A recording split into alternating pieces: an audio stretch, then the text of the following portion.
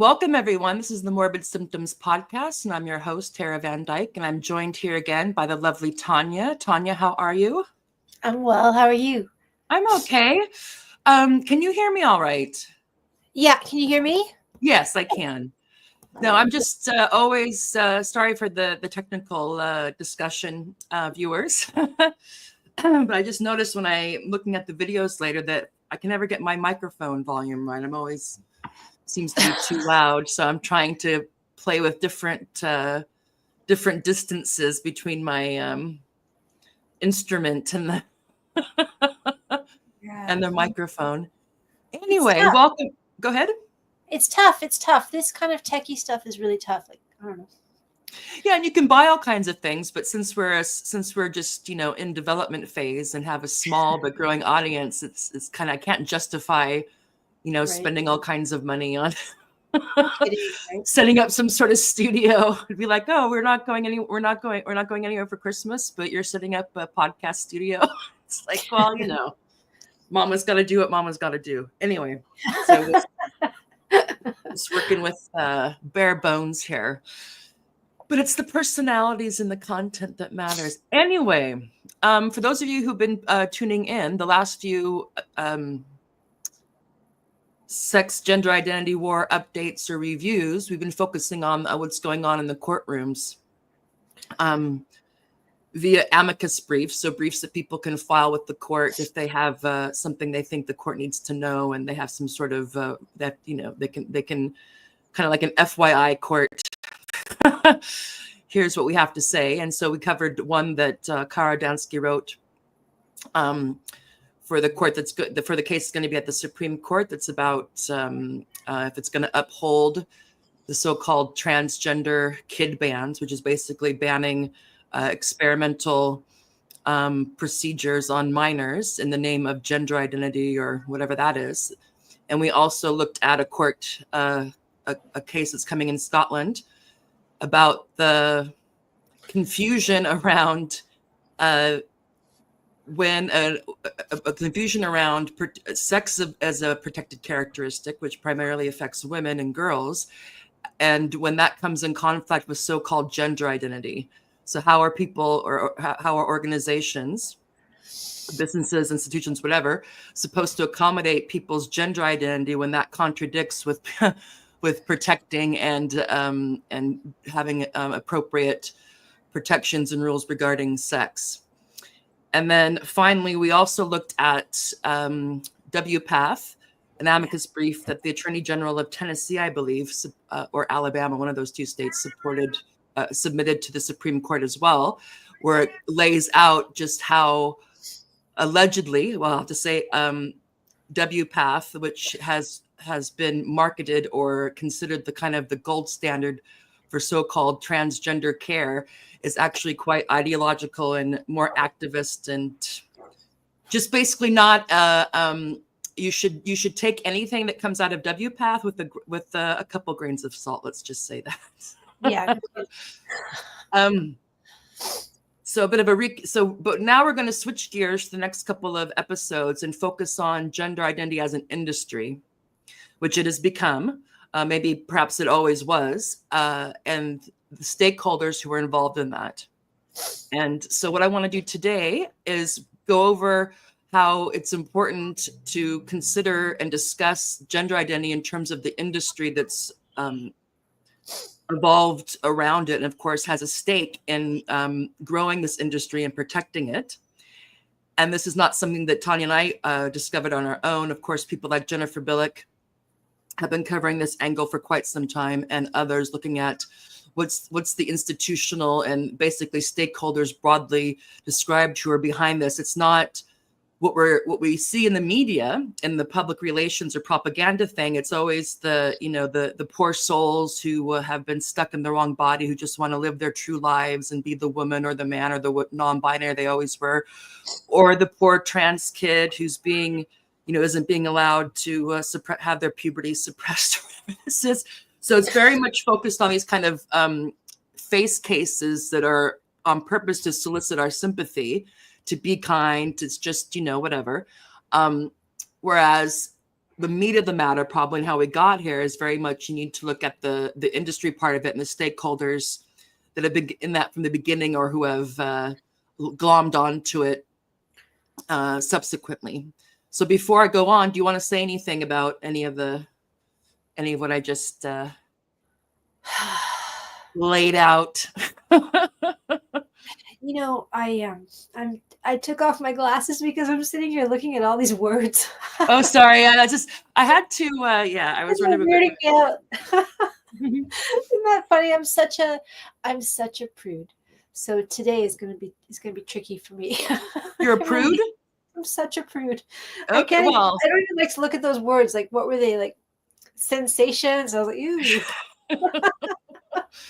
Well, yeah. So this is kind of a ground clearing episode because the more you get into this, the more you realize, the more there is to get into. Yeah. And so today what I want to accomplish, hopefully, is just laying out how this is very much an industry, gender identity industry or gender inc. or whatever you want to call it, behind this push. And also then to focus on sexology and sexologists, because there was a sexologist who coined the term gender identity as it's currently normalized use today.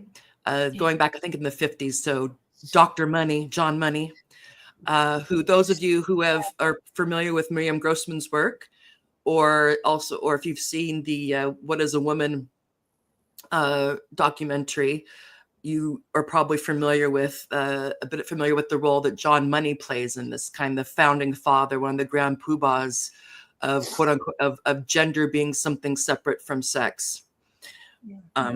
And all that has followed from that and why it went from John Money coming up with this idea and running these kind of experiments on children and others, came into what we see today as this multi-billion-dollar and growing industry / advocacy / supposedly human rights movement, etc.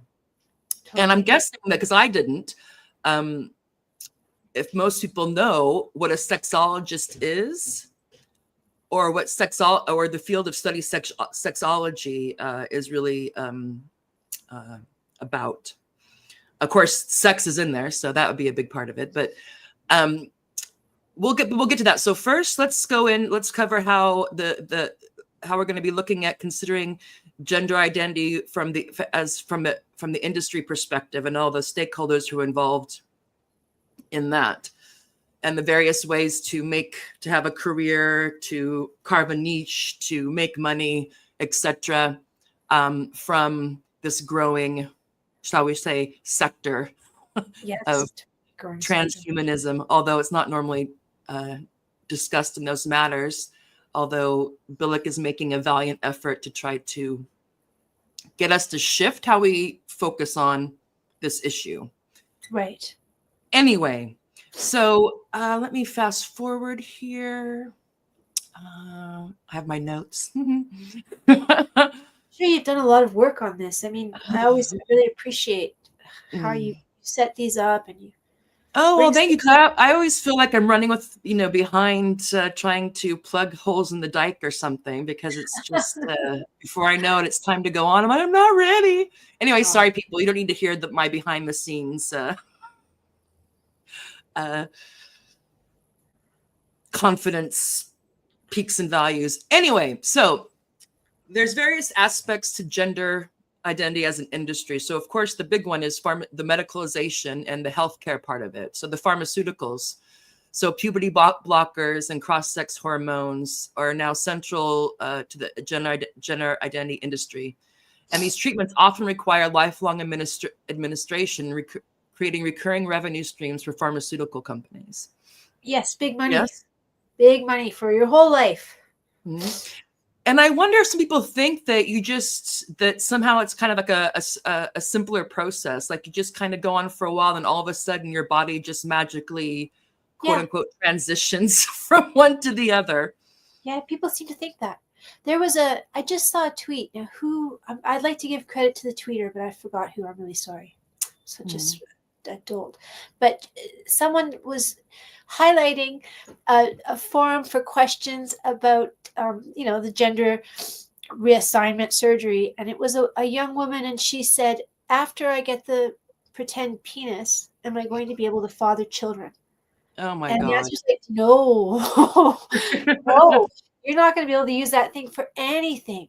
That's going to be totally useless. I mean, so the clinic has to answer that in a tactful way. But yeah, no, I think people just don't get it. Nobody gets it. It's so. Yeah. And you hear some of the things and you don't know, of course, people can write anything they want on Reddit and whatnot, and like anything else, I'm sure that since these things are experimental and the what would you call it? The waivers. Yeah. I haven't actually seen the waivers that people have to sign before they will carry out these surgeries or perform things on them, although they are often covered under healthcare, under health insurance. However, yeah, you just kind of wonder what, and because some of the stuff that gets shared, and it's hard to, you're just thinking, these people, they really think that this would be like a real vagina or a real penis, Yeah. or I mean, Right. I don't know, and I don't want to get too into the graphic things. I don't know what you can do with the fake penis that they can construct out of your arm skin or leg skin. I don't know. I don't know. Anyway, so pharmaceuticals, obviously, the thing is, it requires lifelong administration. Now, I don't know what I'm more familiar with the long-term effects, and again, I want to focus more on the money on it, not in the. I don't want to get too off track on the side effects or the harmful side effects or of these treatments, because I'm aware that if women who go on testosterone for a long period of time, a lot of that seems irreversible, or like their voice, in terms of I don't know, the facial hair or certain things. I don't know what it's like for men who go on estrogen for a period of time. If they change their mind and go off the estrogen, what type of long-term effects there can be on that, because some people get the idea that you just go off it and all goes back to normal. It's like a reset. Right. That's why they like to call it pausing, like, pausing puberty. Yeah. Or puberty blocking. Like, you just pause it, just a pause. You just pause, and Right. then it just start whenever. It's like, well, it seems that I'm not, an endocrinologist or any kind of medical professional. But just on the face of it, that seems bonkers. But anyway, the point of this is that there's a lot of money to be made on the pharmaceutical end of the gender identity industry for those who go that route. Yeah. Yeah. And of course, not everybody does. People just claim, they just say, well, I'm this or that. And they don't go through with they don't start going on the pharmaceuticals or having the surgeries done. So as we know, as Tanya brought up before, it's a wide umbrella. Yes. Under the so-called gender identity. I didn't make the rules, but you're all under it. Well, we aren't. Yeah. All the others are. Okay, surgery is also a growth industry here. So we have the so-called gender affirming surgeries, where they are going to try to do what they can to rearrange your body to match your gender identity in your head. Yeah. So this includes, of course, mastectomies, genital reconstruction, facial feminization. And these are expensive procedures performed by specialized clinics. The growing acceptance and promotion of these procedures have created a very lucrative market for surgeons and hospitals. Totally.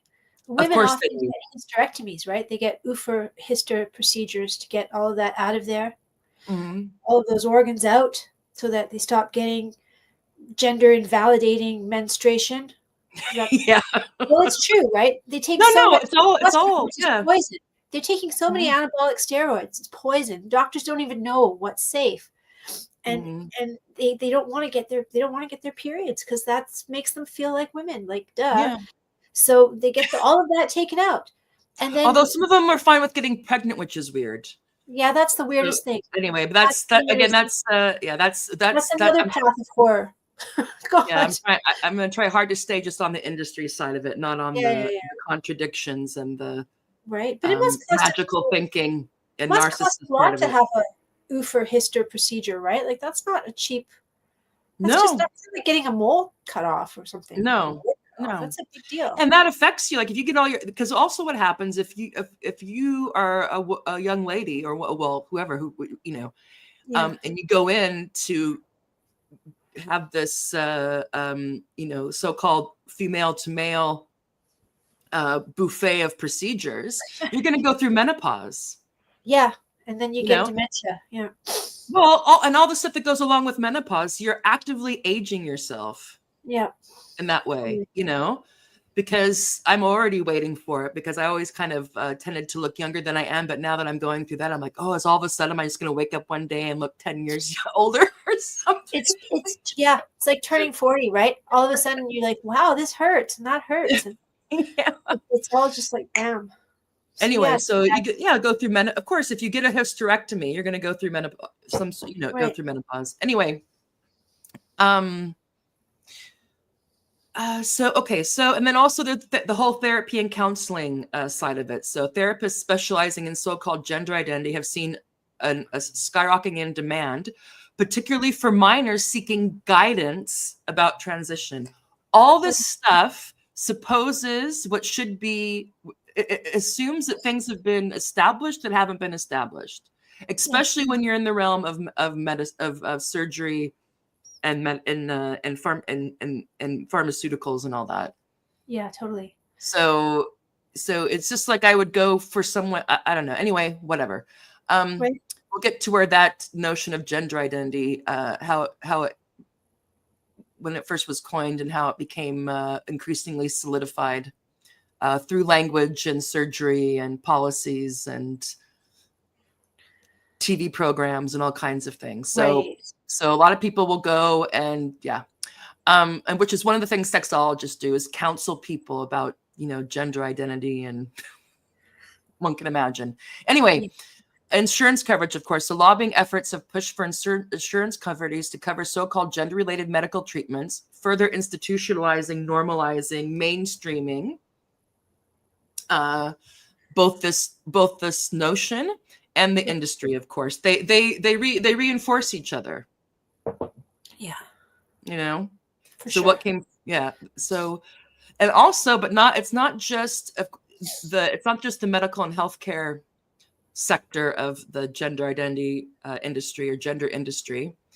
There's also the and also psychological, psychiatric or sexology, advocacy and nonprofit sector. So of course we know of all the activist organizations. So group advocating now for so-called gender identity rights, receiving significant funding from donors, often channeling these resources into lobbying, legal battles, and public quote unquote awareness campaigns. Now, everyone should public awareness sounds fantastic, and oftentimes it's great, but you have to be careful. Like, are you raising my awareness about something, or are you indoctrinating me or gaslighting me or propagandizing me about something? Right. You know, it's totally true. I mean, so it's not like go ahead. No, I have nothing to say. Go ahead. You go ahead. No, go ahead, please. I was going to say it's not like telling people not to leave their pets in the car in summer, right? Which is public awareness. That's helpful. But telling impressionable young people who, according to my friends, all seem to be on some kinds of meds anyways for their anxiety or depression or ADHD or whatever, all of the things that I don't think my cohort had when I was that age. Telling these kids that, you might be feeling sad because you're born in the wrong body. That's total indoctrination. Or you haven't, or you have to, you haven't been able to articulate or to specify your particular gender identity or whatever it is. Anyway, so they're going to educate, our awareness about all this stuff. So public awareness campaigns, and you see this all over the place. And corporate partnerships. So many of these organizations partner with corporations for visibility, funding, and to push quote, so-called diversity initiatives that, of course, include gender identity as a key component. Let's remember that what gender identity means in practice is that we go along as if there are male women and female women, and male men and female men, which of course is not the case. Not the case. So what this all so everything that goes on to kind of undermining or blurring what used to be common sense and clearly defined things, girl, boy, man, woman, Right. and throwing the gender identity thing in there. So now all of a sudden it's like, okay, so there's like we've said before, there's us unintentional, just born this way women. And then there's the male women who are males, but have something called a woman gender identity that is not measurable or objectively determined or anything like that. It's basically a claim, Right. That one, and since people seem to have this claim and have it very insistently, it's supposed to be that it's become something that we should affirm and recognize and incorporate. And Yes, that's respect. what goes on. And I only know this because my awareness has been raised. Totally. Well, maybe it's been raised by a pedestrian crossing in the colors of the and you'll see pride things like flag, right? that I saw at Oxford, which was like if you basically when they went through their gender neutral thing, and basically saying if you see someone in the bathroom and you don't think they belong there, like. Oh, I hate that. Just it's something. It's like no. So now the women's room is for women and for men who identify as women. It's like what? Right. But they wouldn't say that. They would just say gender neutral or gender diverse. Right. Because they want to pretend that it's women who are getting kicked out of. It's masculine-looking women who are getting kicked out of the. You know what? My kid used to get asked all the time by little old ladies in the toilet, oh, are you supposed to be here, son? And she'd say, I'm a girl. And that was it. And then she'd go to the toilet, and everyone would go to the toilet. But they're trying to pretend that, it's these poor women. You other women are bullying these women. Yeah. No, it's not. Like a main caliph. Anyway. Right. And of course, this is then the education training, which we talked about. You have all these people who can go out now and educate or get consulting, to go in and give courses or training or educational material for whether it be schools or hospitals or whatever about gender identity and inclusion and all this stuff. So consulting and training programs for schools, businesses, government institutions to integrate quote unquote gender inclusive policies, which basically means accommodating men who identify as women and vice versa. And again, people will always want to say, well, not the people necessarily who watch, who are tuning in here. No. But well, why don't you ever talk about the trans women or trans men, which is women? And it's just so hilarious. It's like, well, you can go ahead and do that. They're like the human shields of this. The trans kids and so-called trans men are the human shields of this stuff. Yeah. And it's so ridiculous. It's like, well, because when a woman pretending to be a man is has a different effect socially, politically, economic, that type of thing than the other way around. For sure. It affects her, and it affects her family, her family members and whatnot, and people who feel compelled to go along with the quote unquote transition. Yeah. But anyway, side note, and everybody knows it too. They do. They just want you. They just think if you're coming at it from a women's rights perspective, or feminist perspective, they want to be like, well, what about these women? It's like, well, they're women. But you know what? I would like to hear if anybody from anywhere in the world is watching. I don't know who's watching, but I would like to hear if they have ever heard of a trans-identified woman, so a woman who pretends to be a man, moving from a female prison to a male prison. I would like to hear that. I don't believe it ever exists. They move men into women's prisons all the time, but they don't move women into men's prisons, because even though they pretend that gender identity trumps all, right? That gender identity is the most, even though they pretend that, they know that they can't move this woman, no matter how she looks, into the men's prison. They know that, and they don't do it. So if anybody ever hears, please do let me know. I'm collecting this information. Or with sports. So what sport has a quote unquote trans man entered, and where are we seeing these trophy ceremonies where there's 2 trans men and a man in 3rd place? Yeah. Never. There could be there, and if they were smart, they would throw competitions every once in a while. Yeah, like, see, look, we don't always win. Like As if that the weightlifter, like the New Zealander weightlifter from at the Olympics. Yeah. What was his name? Where he just kind of dropped the barbell, like, oops. Remember that guy? The what was his name from New Zealand at the Tokyo Olympics? I don't know. But yeah, so we'll just see. So that, sorry for the side note. That's why we don't focus on that as much. Although it's very much a part of this. I mean, in terms of making money, the women going in for these procedures, of course, are becoming a growing number. When it used to be very much primarily a male phenomena. Wanting, what they call transsexualism or transgenderism used to be almost, I don't know, like 90% present in males.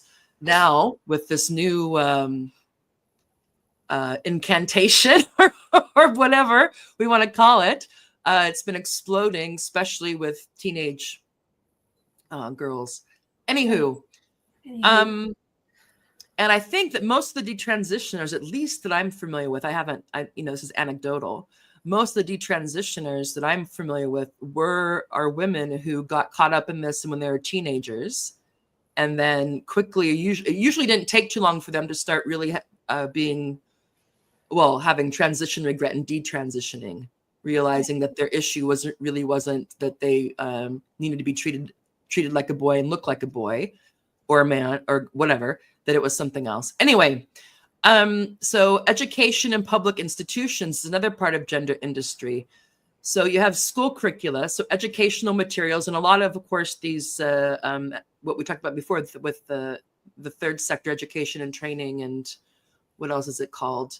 Advocacy and nonprofit sector. Oftentimes what they the services they provide are for schools. Yeah. So for these teachers who didn't know that there was more than boys and girls, or that boys could become girls and girls could become boys, that they missed that in their really. Their coursework and their life have to be, continuing education. Yeah, we call it. So school curricula, so educational materials promoting gender identity concepts and language, are often created by advocacy groups or for-profit or nonprofit for companies. So these materials are purchased by schools, sometimes by public expense, and used to, quote, to train staff or educate students. Right. University, yeah. So I don't know why it's just so crazy. I just don't know why there's this increase in kids identifying as non-binary or trans. I can't imagine. It must be something organic. Yeah. They've all discovered it. Wow. Flash in the sky. We're all born in the wrong body. So funny. Yeah. And university programs, good God, the rise of gender studies programs are often funded by grants, contributes to the ideological underpinnings of the industry, producing research and courses that reinforce this narrative. Yeah. So, there's this thing called gender identity. Let's go study it rather than look at, okay, what is there any there? They just assume and then study it as if it's something, or as if it's something consistent or coherent, or especially when it gets involved in the medical procedures and creating fictional gender identities and making pathways for people to have their sex markers changed on identification documents and all this stuff. So rather than it being an object of analysis and critique, they just participate in, this is let's just describe it, and we'll go and talk to people and get consensus opinions and how people, quote unquote, experience their different gender identities, all this stuff. Right. And all of it does is it reifies, it makes something that is amorphous, fuzzy, subjective, seem like it's something solid Yeah, for sure. and consistent. For sure. Of course, people have gender identities, you know. It's like, Right. Look what? at all these academics. They're making everything about gender identity. They're throwing it even Simone Weil, right? Some guy wrote about Simone Weil from a gender perspective. What? Yeah. No, and you can do that. Once something starts to be a trend, then it can be applied. It spreads, yeah. Right. And you see this if you look at any kind of, I'm sure people have traced this, that something starts in a particular corner of academia or the culture, and then just kind of if it, and then you can look at what spreads and what doesn't. And of course, you can look at anything you want from a quote unquote gender identity perspective, because gender identity perspective can pretty much be whatever we want. So it's quite handy. Look, I don't want to get you sidetracked, but you're probably better to speak to this than me. But it seems to me it's like throwing. Like, have you ever been to a dog park and you throw the ball and all the dogs run for the ball, right? Like, it's not just your dogs. Like, all the dogs will be like, "Holy, this is great!" They all run for the ball, and that's what this genderism is kind of doing, right? So they have this gender ball, and the gender studies, the genderists go after it, but so do all the people who just want to stick it to university for whatever reason. You know, the kind of like, see, universities are full of Marxists and they're trying to queer your children. So everybody runs for the ball, right? And the ball is genderism. And I just want to get the ball. Just like, stop with the ball. Throw the ball away. Don't bring the ball, kind of thing. You're probably better to speak to that than me. I don't know anything about it. I don't have a higher education. Well, I do, but not like you. Well, in higher education is also an industry, yeah. So if there's something that comes in and there isn't a lot of quote unquote work on it, so they would call it a gap. You know, we have a gap in our knowledge. There's a knowledge gap. Yeah. And there's oftentimes there are knowledge gaps. When you go around and when they start mainstreaming stuff, that's when you see, okay, that's why you have a proliferation of courses and books and documents. Now you'll have gender in economy, gender in sports, gender in medicine, right. Gender in media, gender in this, gender in that, or race or whatever. You don't see class too much, but anyway, you see, unless it's in terms of like lifestyle. Right. And anything that, and anything that's replicable, that there's a market for, that there's also funding for, that there's jobs at the end of the tunnel for, right, are going to have more staying power. Yeah, so we'll see. So for like all the stuff we're going through here, there's a niche. There's a lot of sectors involved in the gender industry. Sure. And so we'll see how that pans out. And if things start to fall, then things come and go. Anyway, that's a different issue. Corporate inclusion and diversity initiatives, of course. So diversity, equity, and inclusion programs. So you have consultants. Either you have people on staff, so your HR people have to become proficient in this, right? Or you hire people to put on these things that the staff love, I'm sure. Who doesn't love a gender sensitivity training? Especially a gender identity sensitivity training. Who doesn't love finding out about pronoun usage and gender neutrality and workplace inclusivity? Right. No kidding. Imagine like people. There's male men. There's male women now, and this is their truth and whatever. Who knows? These initiatives are increasingly required for businesses to meet these corporate responsibility scores that have come up, I think, the last decade or so.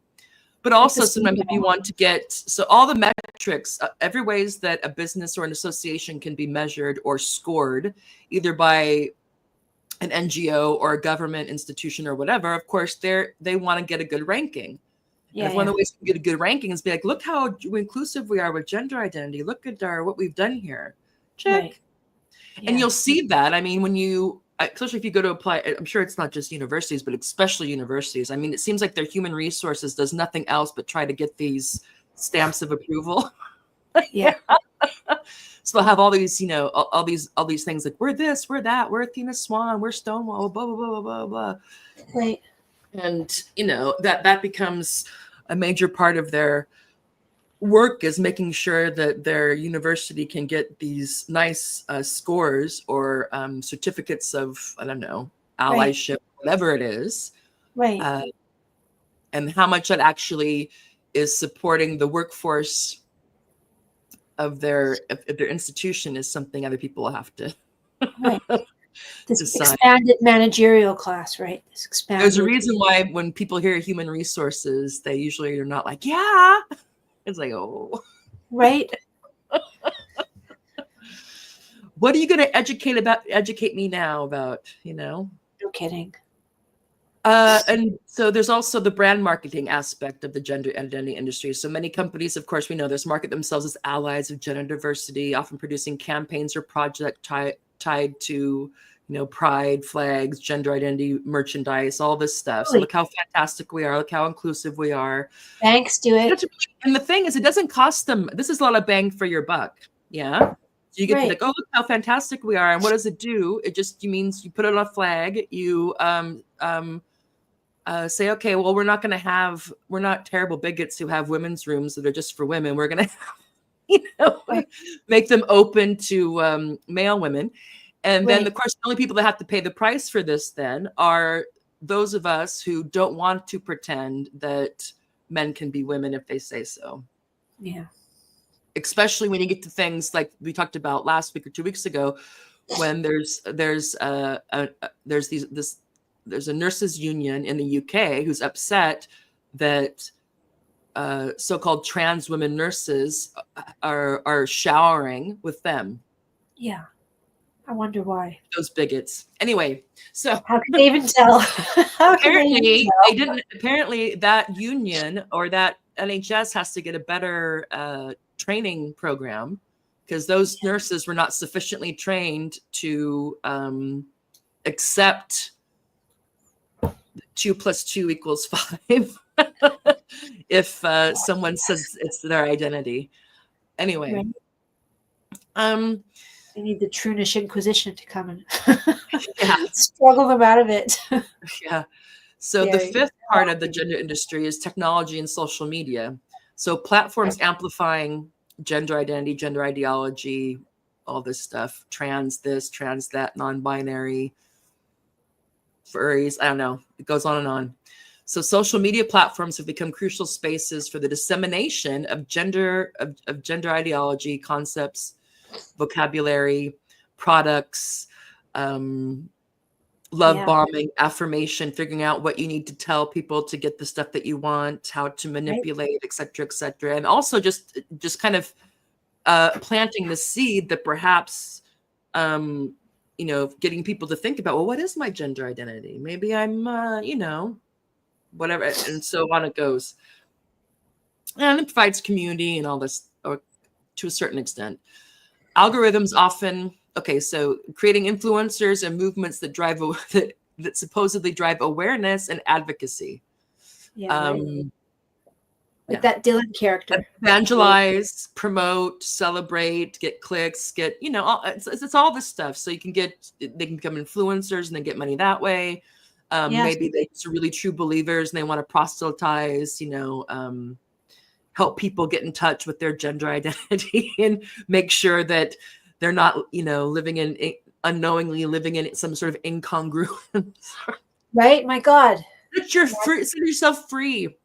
Come out. You had a closeted gender identity. Maybe you didn't know it. Okay.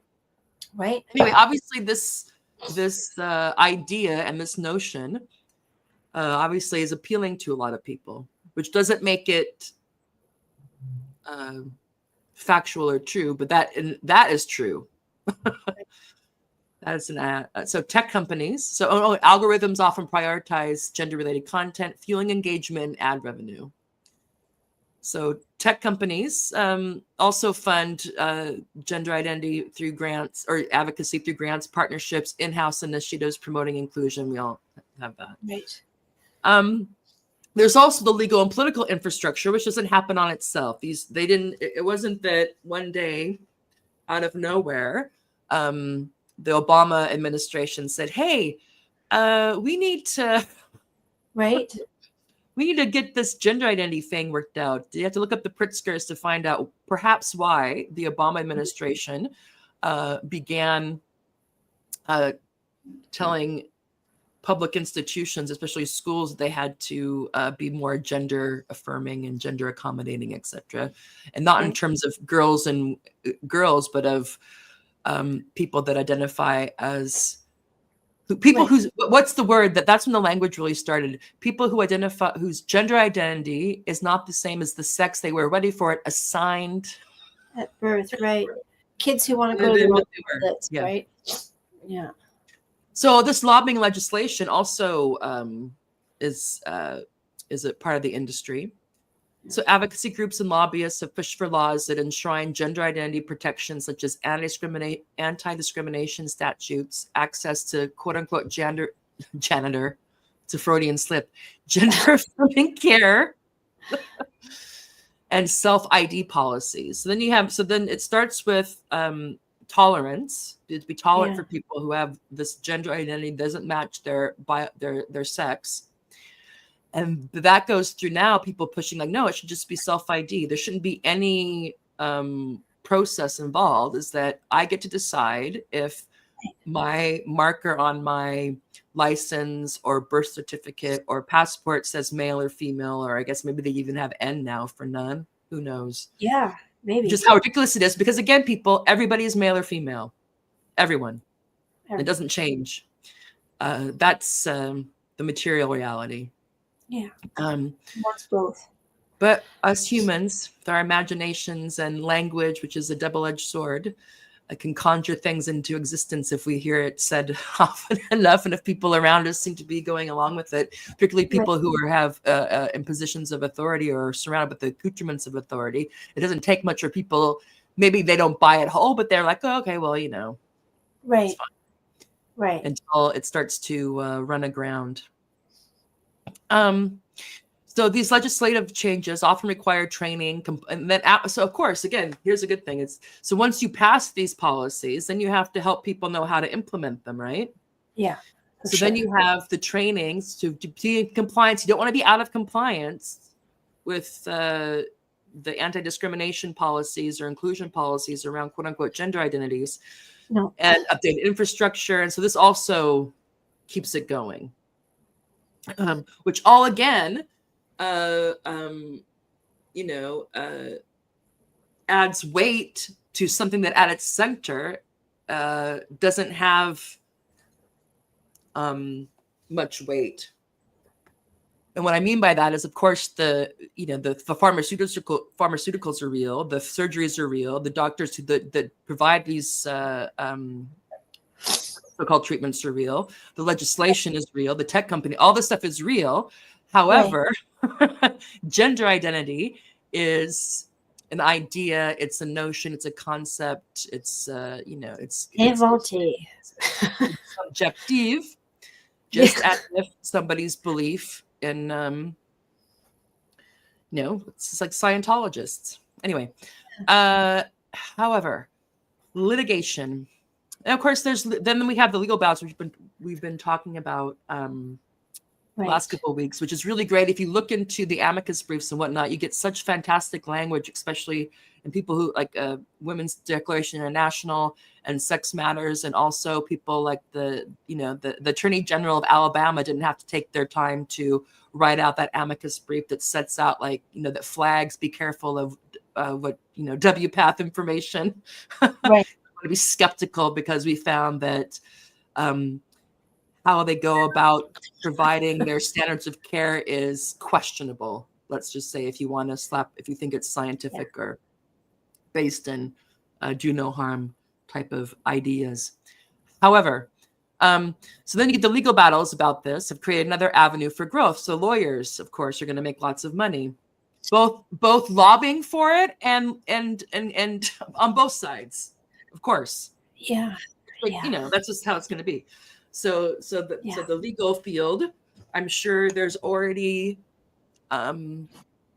people who are becoming quite versed in these cases, whether it be people who want to oppose the bans that are being putting on for minors for these procedures, There's money in that, and then also, of course, we're starting to see suits with women who are this discriminates against your gender identity is the sex-based discrimination or somehow unfair negation. So whether it be sports, I'm sure that unfortunately there's not a lot of money behind helping women who find themselves in prison with the male women.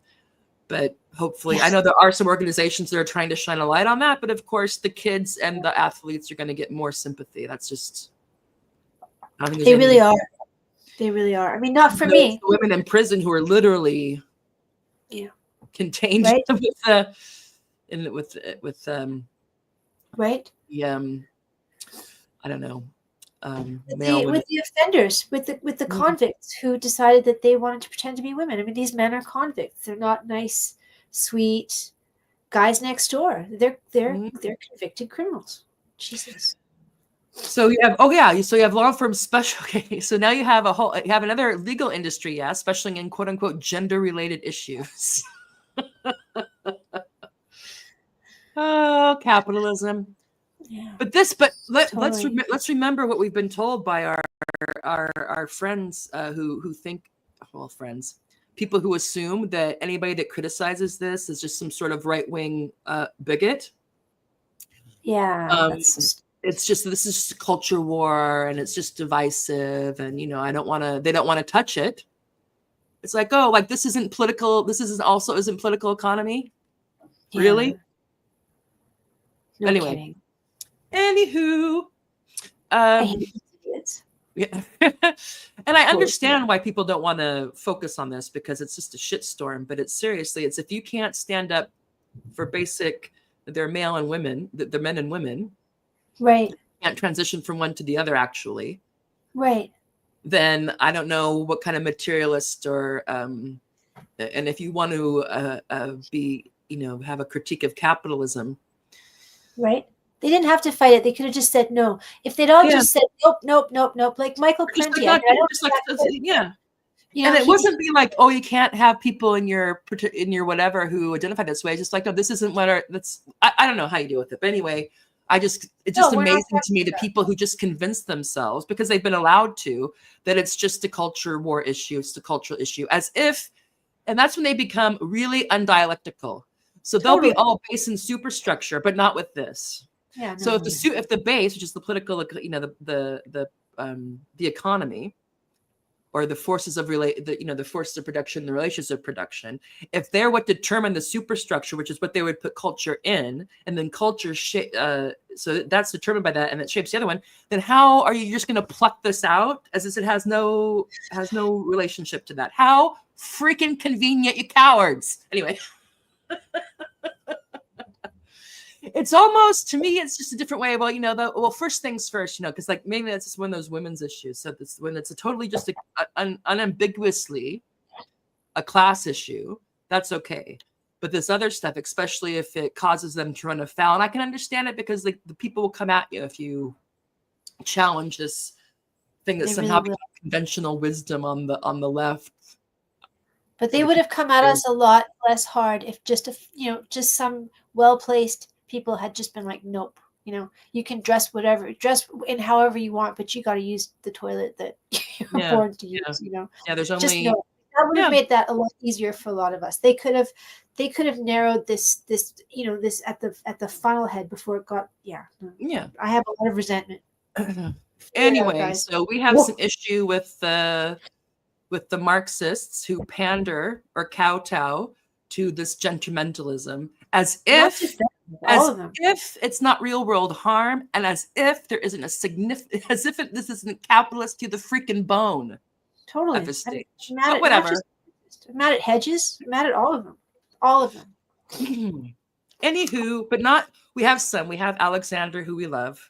We got some people who were, and then there's ones who were. He's a unicorn, though. He's a unicorn. Alexander McKay is and we mean that in a good way, not in the male woman way. Not in the true way. Oh my God! Can you imagine? They've even ruined that. They've even ruined unicorns. But also someone who comes on the show sometimes, Garrett, social populist. He also has. He's also a good one on this. Nice. Anywho. And Tony. Let's see. Oh, of course, media and entertainment. Oh my God. So mainstreaming gender identity in terms of the media entertainment sector of the gender industry, which is also big money. So television, this is obvious. Television shows, movies, books featuring, non-binary or trans or whatever characters. It's it gets to the point where you don't know where the chicken and the egg is. There's a demand, but there's also the where did the demand come from, and the ideological promotion. Yeah, and there was a point when you couldn't shake a stick without there being a non-binary or trans character on TV. Totally. Always sympathetic. Totally. Yeah, Totally. usually. Always sympathetic. Always just, it was always this message of, just like various incantations of the Will Ferrell documentary with his friend. Oh my God. Like our role is to listen and to be accepting and affirming. Do you know, I watched in order to escape from the nonstop grooming of English language entertainment, I watched a Korean melodrama, one of those kind of romancy, they're a soap opera, kind of, not a soap. And they had one of the characters was a man who was born in the wrong body, wanted to be a woman. And guess who played it? A woman. They got a woman to play a trans woman. I don't say trans woman in real life, but just, how lame can you get? Because of course they can't get a man, because no one's going to feel sorry for a man who looks like a man. A Korean man who's been to the army is probably pretty tough looking. No one's going to feel, oh, poor guy. These people, they're not as indoctrinated as we are. Lucky for them. They're going to see the man who looks like a man. They're going to be like, no, maybe I don't want him in my daughter's change room like normal people. Anyway, sorry. That even on Korean TV. No, of course. Well, yeah. No, because it's just that you can, I mean, you always can always tell who the people are who are being sorted into the ones we're supposed to have empathy for and understanding for. Right. That's quite clear. And I'm not saying that's a bad thing necessarily, but getting people to accept or become comfortable with homosexuality is quite a different thing than getting people to buy into the fact that men can be women and women can be men. It's not that big a deal. Right. Because one is possible and the other is impossible. Yeah. So we could probably draw a line and say it's okay. Yeah, because if you're a dude and I find out you're gay, well, then you're still a dude. You're just a gay dude, Right. But if you're a dude and you say I'm transgender, like what if you're now a woman now? You're, like in every way that matters or to be recognized or affirmed. I mean, it's when it, Anyway. Yeah. Moving on. Keep on getting back. This is funny. Well, sad and funny. That we went from tolerance to magical thinking, affirmation, big sister, gender speak, gaslighting. It's like what? Yeah. Funny funny dark humor. I'm saying and I hate that. I don't want to say so much. Oh, I never hear you say that when I'm going over these later. I'm all here. I was going to do it again. Well, I think you're self-conscious, but I wouldn't have said that about you. Like, what's something? Okay. Well, it could be. And sorry, people, for the segue, but for a long time when I first decided, okay, I need to stop thinking about doing podcasts to start doing them.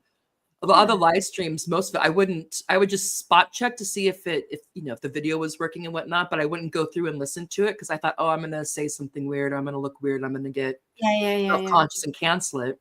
And so I didn't do it. And finally I thought I need to do that because some of these things were so long. I'm thinking I'm really going to expect people to do the long haul. I need to go through and at least do timestamps or something for people. And then I started listening to myself and I thought, oh my God. Anyway, that's my problem. I don't notice it. Thank you, Tanya. You're lovely. Yeah, I know. Are you affirming me? Are you affirming my podcast identity? Yeah, I guess I am. Love bombing. Dun dun dun. Yeah, we have to be careful. We're gonna start thinking like normal situations are like this. It's gonna make us suspicious about being human, right? Like, what's going on here?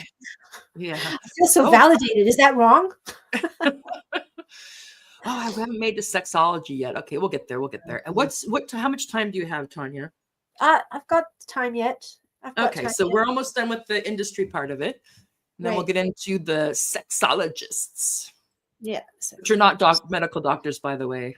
I mean, they can be, but sexology is not a medical degree. However, so is it a clinical psychology degree?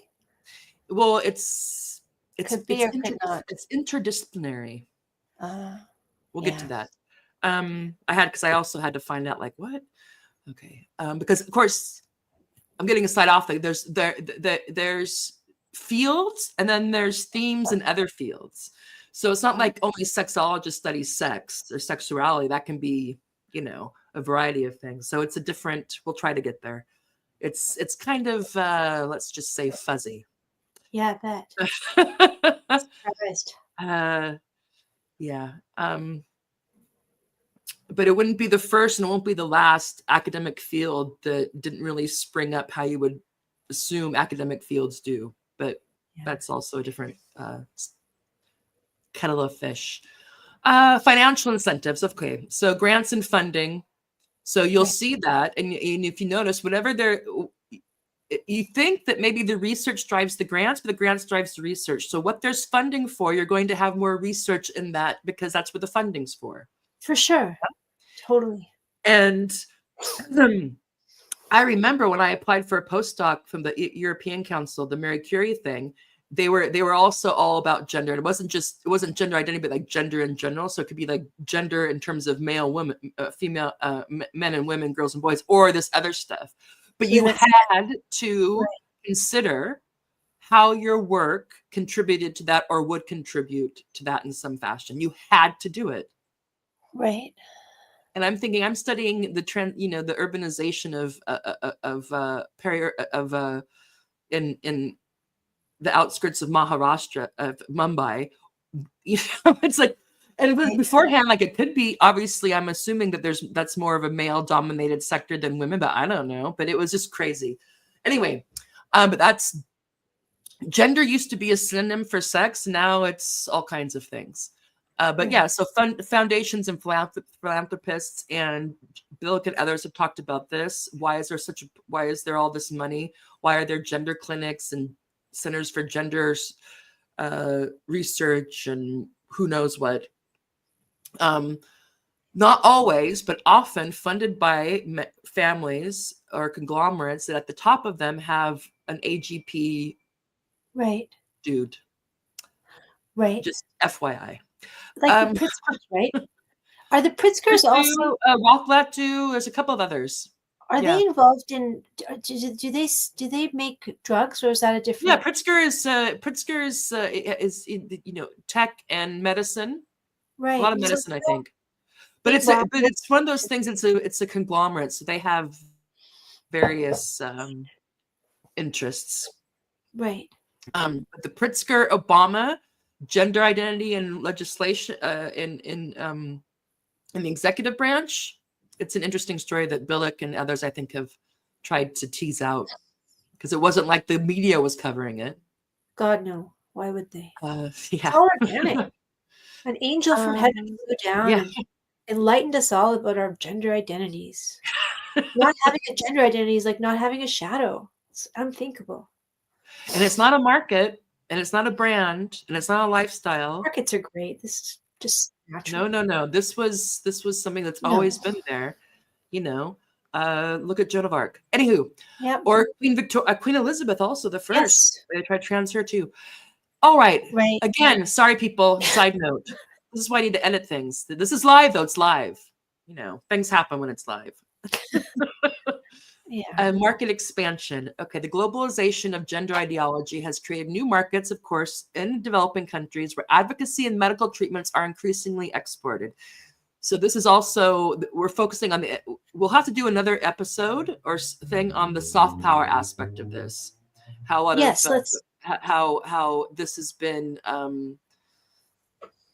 embedded with the kind of U.S. aid arm of American empire. Totally. Let's do that. And also through the various ambassadors, as was that guy who was in Japan. What's his name? Still here, Rahm Emanuel. Yeah, because he was also chief of staff for the Obama administration the first time. But of course, he's from Chicago. He's in it with the Yeah, he's one prisoners, of and the I'm sure he thinks he's doing Chicago God's boys. work by making the world safe for female men. Or no. Well, that too. Male women. Okay. Women who just happen to be men. Yeah. Okay. Women just happen to be men. Okay, so there's the cultural impact. So okay, so of course the industry is a big part of the normalization or the standardization or the mainstreaming of this notion of gender identity of women that just happen to be male. Right. That to separate out female from woman and male from man, so that people can live their true selves, apparently. Or is it a disorder? Or is it a mental illness? Or is it this? It's all kinds of things. It's all of it and none of it. It's fantastic. Right. Yeah. Okay, so, and this matters because, so why does this matter? First of all, to understand that obviously incentives, there's a lot of money in this. There's a lot of money in gender identity. That's why we call it gender, to focus on it as an industry, because it is an industry. And I remember, Totally. do you remember it was a couple of weeks ago? I can't remember. There was some feminist Marxist, at least nominally, who was all up in my grill about calling it an industry. Do you remember that? Yeah. Like, no one calls it an industry. That's stupid. I'm like, oh, really? It's not an industry. Why don't you explain to me how gender hasn't become an industry? Oh, that's in my mind. We have to, people call themselves all sorts of things on social media that don't, like, men call themselves women, and people say that they're, proof is in the pudding. It's so right? hilarious to me. It's like, oh, so the sex binary is imaginary, but the gender industry, but the gender, isn't imagined. No, so sex, yeah. So I'm getting flustered, but it was so Sex hilarious is a to me. construct. Of all the things to come at me from, to get irritated about me and tell me stupid because I call this an industry from a Marxist, Yeah, no kidding. or I think she had a communist symbol in her bio. I was like, how is this not an industry? Like, that was the controversial part of that statement.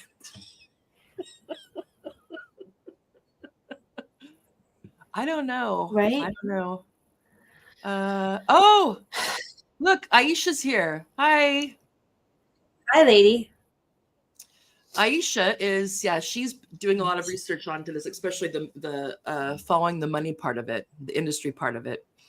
So we will be benefiting from her work in future episodes, because this is kind of setting the table, obviously, because we're at 1 hour and 20 minutes and haven't even got to the sexologist yet. Anywho. Sorry. No, it's not your fault. So it perpetuates the ideology. So the industry, of course, sustains itself by promoting the narrative that gender identity is central to personal fulfillment and societal progress. It's not the money. That's just a happy coinkadink. All the money and all the jobs and all the careers and all the virtue signaling and all this, that, and whatever. That's totally just, that's just, don't look at that. That's just secondary. No. Right. It's really about the wellness. Yeah. And that's especially where the advocacy comes in and the media comes in. And Kamala Harris writing Dylan Mulvaney a letter on his 1 year of girlhood, living authentically. Oh, God. Gives me such a headache, that guy. Oh, my God. Yeah. So there's conflicts of interest because you have the financial and institutional incentives raise questions about whether the promotion of gender ideology and all the stuff that follows from it serves actually these poor, the people who have these, I don't even know, what should I call it? Unique. Okay, let me think about my words here. So gender serves the quote unquote those who have these minority gender identities, I guess. I don't know. I guess that's, you know, I don't even want to no, give. the people who claim to, yeah, the people who, whatever. So people who would say, okay, or if it serves the industry itself. Right. And I think it's quite clear. You know, we also wouldn't say that Coca-Cola is about serving the best interests of its customers, well, you know, or I mean, do some love people a might. Diet Coke. Yeah.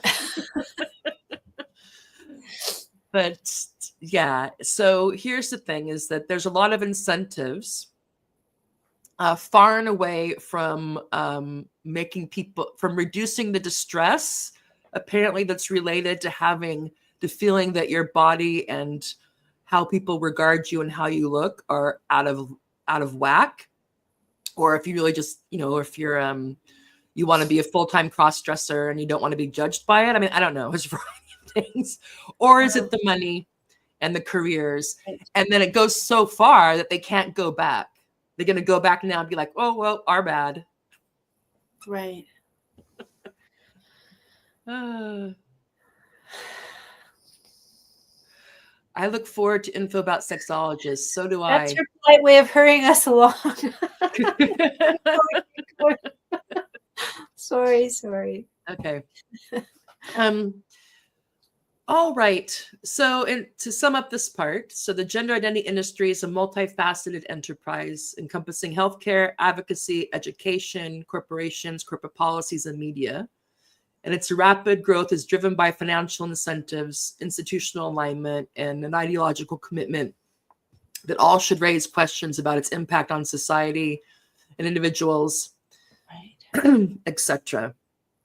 And Cara Dancy got this before when we were looking at the amicus brief, this sowing this confusion, and that comes along with this push to redefine what doesn't need to be redefined, namely man, woman, girl, boy, this type of stuff. Right. So the term gender diversity indeed was, okay, sorry. So that I think is fairly, hopefully clear that there's a lot of sectors involved in the gender industry. There sure are. Totally. And the idea that that should be, and we are in agreement with Billick, who's been doing a lot of work on this, that should be really front and center. Totally. So the incentives and what's propelling this, it has very little to do with the quote unquote well-being of people who have these, who claim to have these different gender identities that do not match up with their sex.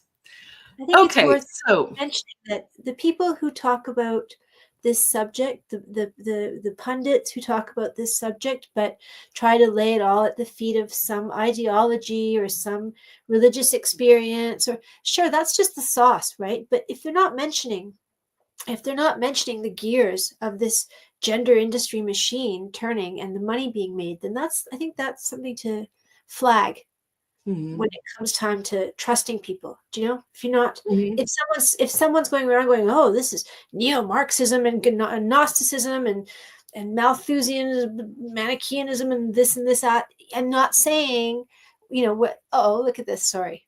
Okay, I'll shut up. No, go ahead. Watch out for those people. Watch out for the people who try to deflect. You know, they're the same. They're the opposite side of the same coin as the young woman with the sickle and hammer who was going, "What do you mean? It's not an industry, right?" Same thing. Yes. So, what is sexology, and what do sexologists do? I love your graphic. Well, this graphic is also bullshit because look, they're both doctors, but one is not a doctor and one is. I mean, medical doctor. Now, you can be a medical doctor and also be a sexologist. They're two separate programs. So you can be, you know, a gynecologist who also, you know, has a bachelor's or master's in sexology. Right. But it's not a medical degree. Right. So what do sexologists do? So one thing is they would be the sexual functioning. So there's all kinds of things. So whatever we have an idea of what a normal sexual function is, or a normal or adequate sex life. Whereas you would go to a medical doctor to see if there's, let's say you have erectile dysfunction. Okay. So you could go to the medical doctor to see if there's something going on there. You could also go to the sexologist to see if there's other things going on Do they consult? Along with in addition to the medical aspect, there could be, who knows what, could be, I don't know. So obviously this makes sense to people that your sexuality and your sexual functioning and all that is both physical and psychological and environmental. Okay. However, so sexologists play this is from people who are sexologists though. Yeah. Right. Right. So look how they put themselves both in the medical quote. Hello. Sexologists play a crucial role in assessing issues like erectile dysfunction, low libido, and orgasm difficulties. Okay. Wow. Also, here's the new one though, or fairly new: sexual orientation and identity. Sexologists extend support and counseling for someone who's exploring or struggling with their sexual orientation or gender identity. Again, this is another thing that's become separate. So you have sex, male and female, then you have sexuality, and then you have gender identity. And these things will be separated or conflated depending on what argument or what someone's trying to get away with or promote. Yeah. Right. Really. And they also do sexual education and counseling. Yeah. So they help in educating about safe sex practices and consent, and try to create awareness around healthy sexual relationships. And apparently sexologists are experts in what is a healthy sexual relationship. And this is also why you get some of these people, if you look at some of the books that get quite graphic that we've heard about, that people are concerned about, like the types of sex acts that will be introduced maybe like in middle school or high school, it's people like this who are also part of it or consulted, So it's the idea that if we're just talking about fisting or whatever it is, but from a consensual aspect and how to do it safely, then it's okay to present this. That's just to use a particularly graphic thing. I don't know how widespread that is. Yeah, right. So they've become that's one of the ways that you can try to market or to utilize your sexology degrees about producing sex education and counseling services and resources. That's the word I'm using for. And they also can do relationship counseling. So sexologists also help couples deal with issues that impact their relationship. So there are people who can help people literally how to have better sex with each other, or to give tips, I guess, on that. So I guess where if you went to couples counseling, you just be on the couch and talking. And then there could be the part that's more like I'm not sure. But anyway. Right. The sexologist. There's diagrams or like coaching. I'm not sure. I don't know. So they're just like a walking issue of Cosmopolitan magazine, right? Except in a lab coat. No, where you have gynecologists, of course, that's a medical doctor. So menstrual issues. So they would look into issues like, I think all us ladies know what gynecologists do. So I guess if you're a gynecologist and someone came to you and was maybe they're having, whatever, the low libido or whatever it is, in terms of and you do your checks and you're like, okay, well, the equipment looks good, the hormones look good, then you might recommend somebody who's, I don't know if they have to be licensed, I'm assuming. But if they only have to be, I don't know how this is accredited, because you can have a gynecologist who also did a master's or a bachelor's or some sort, or who knows, something in sexology training or whatever. You can also have a psychiatrist or a psychologist who has, and then you can just have a straightforward somebody who's majored in sexology. Yeah, and of course I'm sure there'd be Anyway, so it's different. It's a thing. So you can imagine that they would have people they could recommend to help with the non-physical parts of what could be causing someone not to have, adequate sex life, however that's defined. Right. Okay. There's an But American Board of did you know, and I Sexology. didn't know this because I'm not a dude, there's an andrologist. Have you ever heard of an andrologist? That's like the male, there's gynecology and there's andrology, apparently. I didn't know this. It Okay. makes sense, but of course I would never have to go to an andrologist.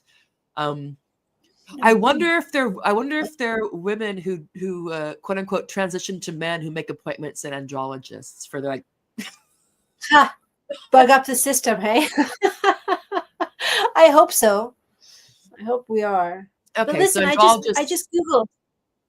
yeah. I just Googled and it says that sexologists can be accredited by a number of organizations, including the American Association of Sexuality, yada yada, European Federation of Sexology, Society. So yeah, It's a separate they can be thing. accredited for sure. Yeah. Yeah. So yeah, but they would, psychosexologists, so it they're going to says. help you with anything broadly to do with sex that isn't have the, so this is the difference, so that doesn't have to do with the biology or your whatever, but I'm sure that they have, who knows, referral people. So I'm assuming if you're a good sexologist, that the first thing you would want to know is if if the people coming to you have had a physical, to see if there's any physical reasons that could be attributing to their sexual issues. But that's aside the point. Well, not. I mean, it's not because because these two, obviously these groups have there's connections between the sexology part and the medical part, obviously. Right. And they're involved in this whole thing about gender care and who knows what. Right. They definitely play this edge, right? No, you're good. You're my background while I'm researching. I'm just listening. Thank you, Aisha. Sexologists are all about male sexuality only. Barbara, right? that is a common, historically this is true. Nowadays, I'm not sure, but historically this is true. Again, I'm just getting in, this is a ground clearing exercise. I'm looking into this. So yeah. Anyway, so sexology, even though also here, look at this. Like they're trying to make them all scientific-y. They are not necessarily. So sexology is a multidisciplinary field, of course, that grapples with complex issues, don't they all, surrounding human sexuality. This is how they define themselves, the course. Right. Gender and identity. So sexuality / gender / identity. The concept of gender identity was not so much discovered as it was invented or constructed by sexologists and psychologists in the mid-20th century as a way to explain or to categorize phenomena they observed and theorized. Right. They would say, and here they use fantastic words about human sexuality, but of course, Barbara's right. That it was men that they were first. Well, the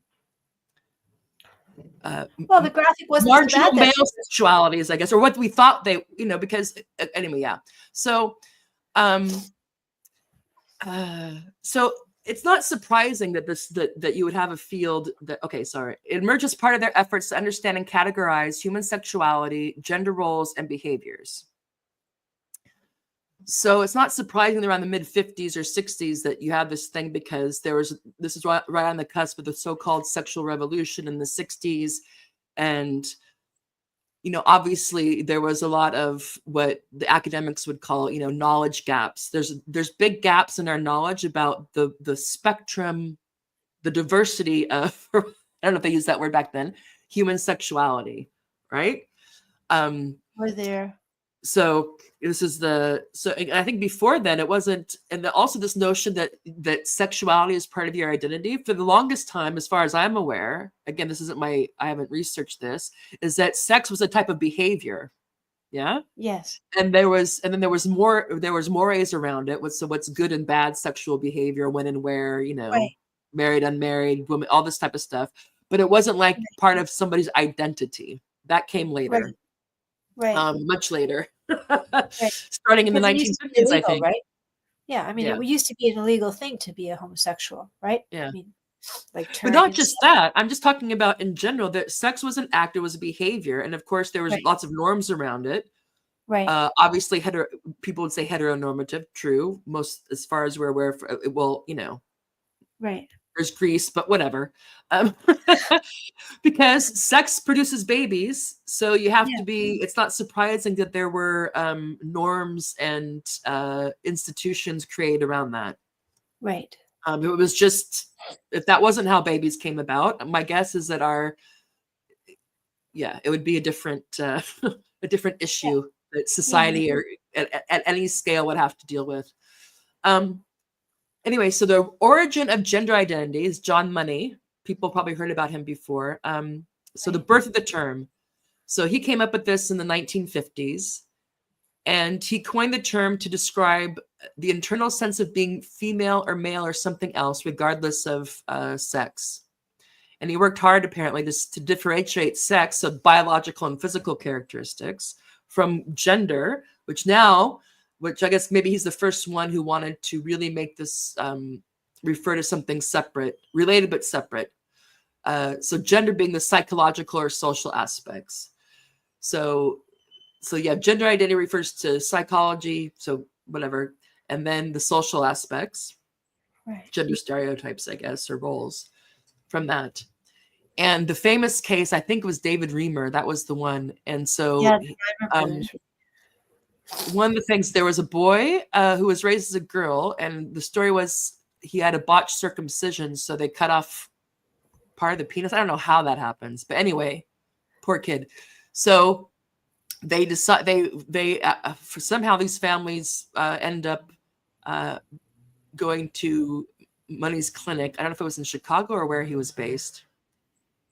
They were And a Canadian family, so they must have traveled to there. yeah. Yeah, it must have been a big Um, deal. Oh, okay. So, and he was a psychologist and a sexologist, but not not a medical doctor. So he wasn't a gynecologist or anything like. He was not a medical doctor. He's a psychologist and a sexologist. Or I bet he was a psychologist who became a sexologist. But I Right. think he was a psych before. I don't. We'll have to go back when that actually became um, a field of study that was recognized at any accredited institution. We'll see. Anyway, so basically this was a great natural experiment for him. Yeah. So this little boy there was a botched circumcision. And so it was a perfect example for him to, I would say, I don't know, he would say test his theory probably. But anyway, and suggested that the family raise the boy as a girl. And he later rejected his assigned gender, and it took quite a toll on him. And subsequently, a lot of Money's theories have been called into question. However, for some reason, that has not dented at all the spectacular rise of gender identity, the concept, and the industry, and the practice, and all the practices that go along with it. So people can look up David Reamer. It's a very sad story. I think he ended up killing himself. I think both the Him and twins. his brother too. Both Yeah, did. yeah. But anyway, One it did died of not. gunshot, the other by drugs. Yeah, but the story is that apparently, according to him, it never really took. So apparently, and that I don't want to put words in his mouth, but there's been people. He did have an interview. And that's online. You can see. And how I remember it is that it never. It was always it didn't take.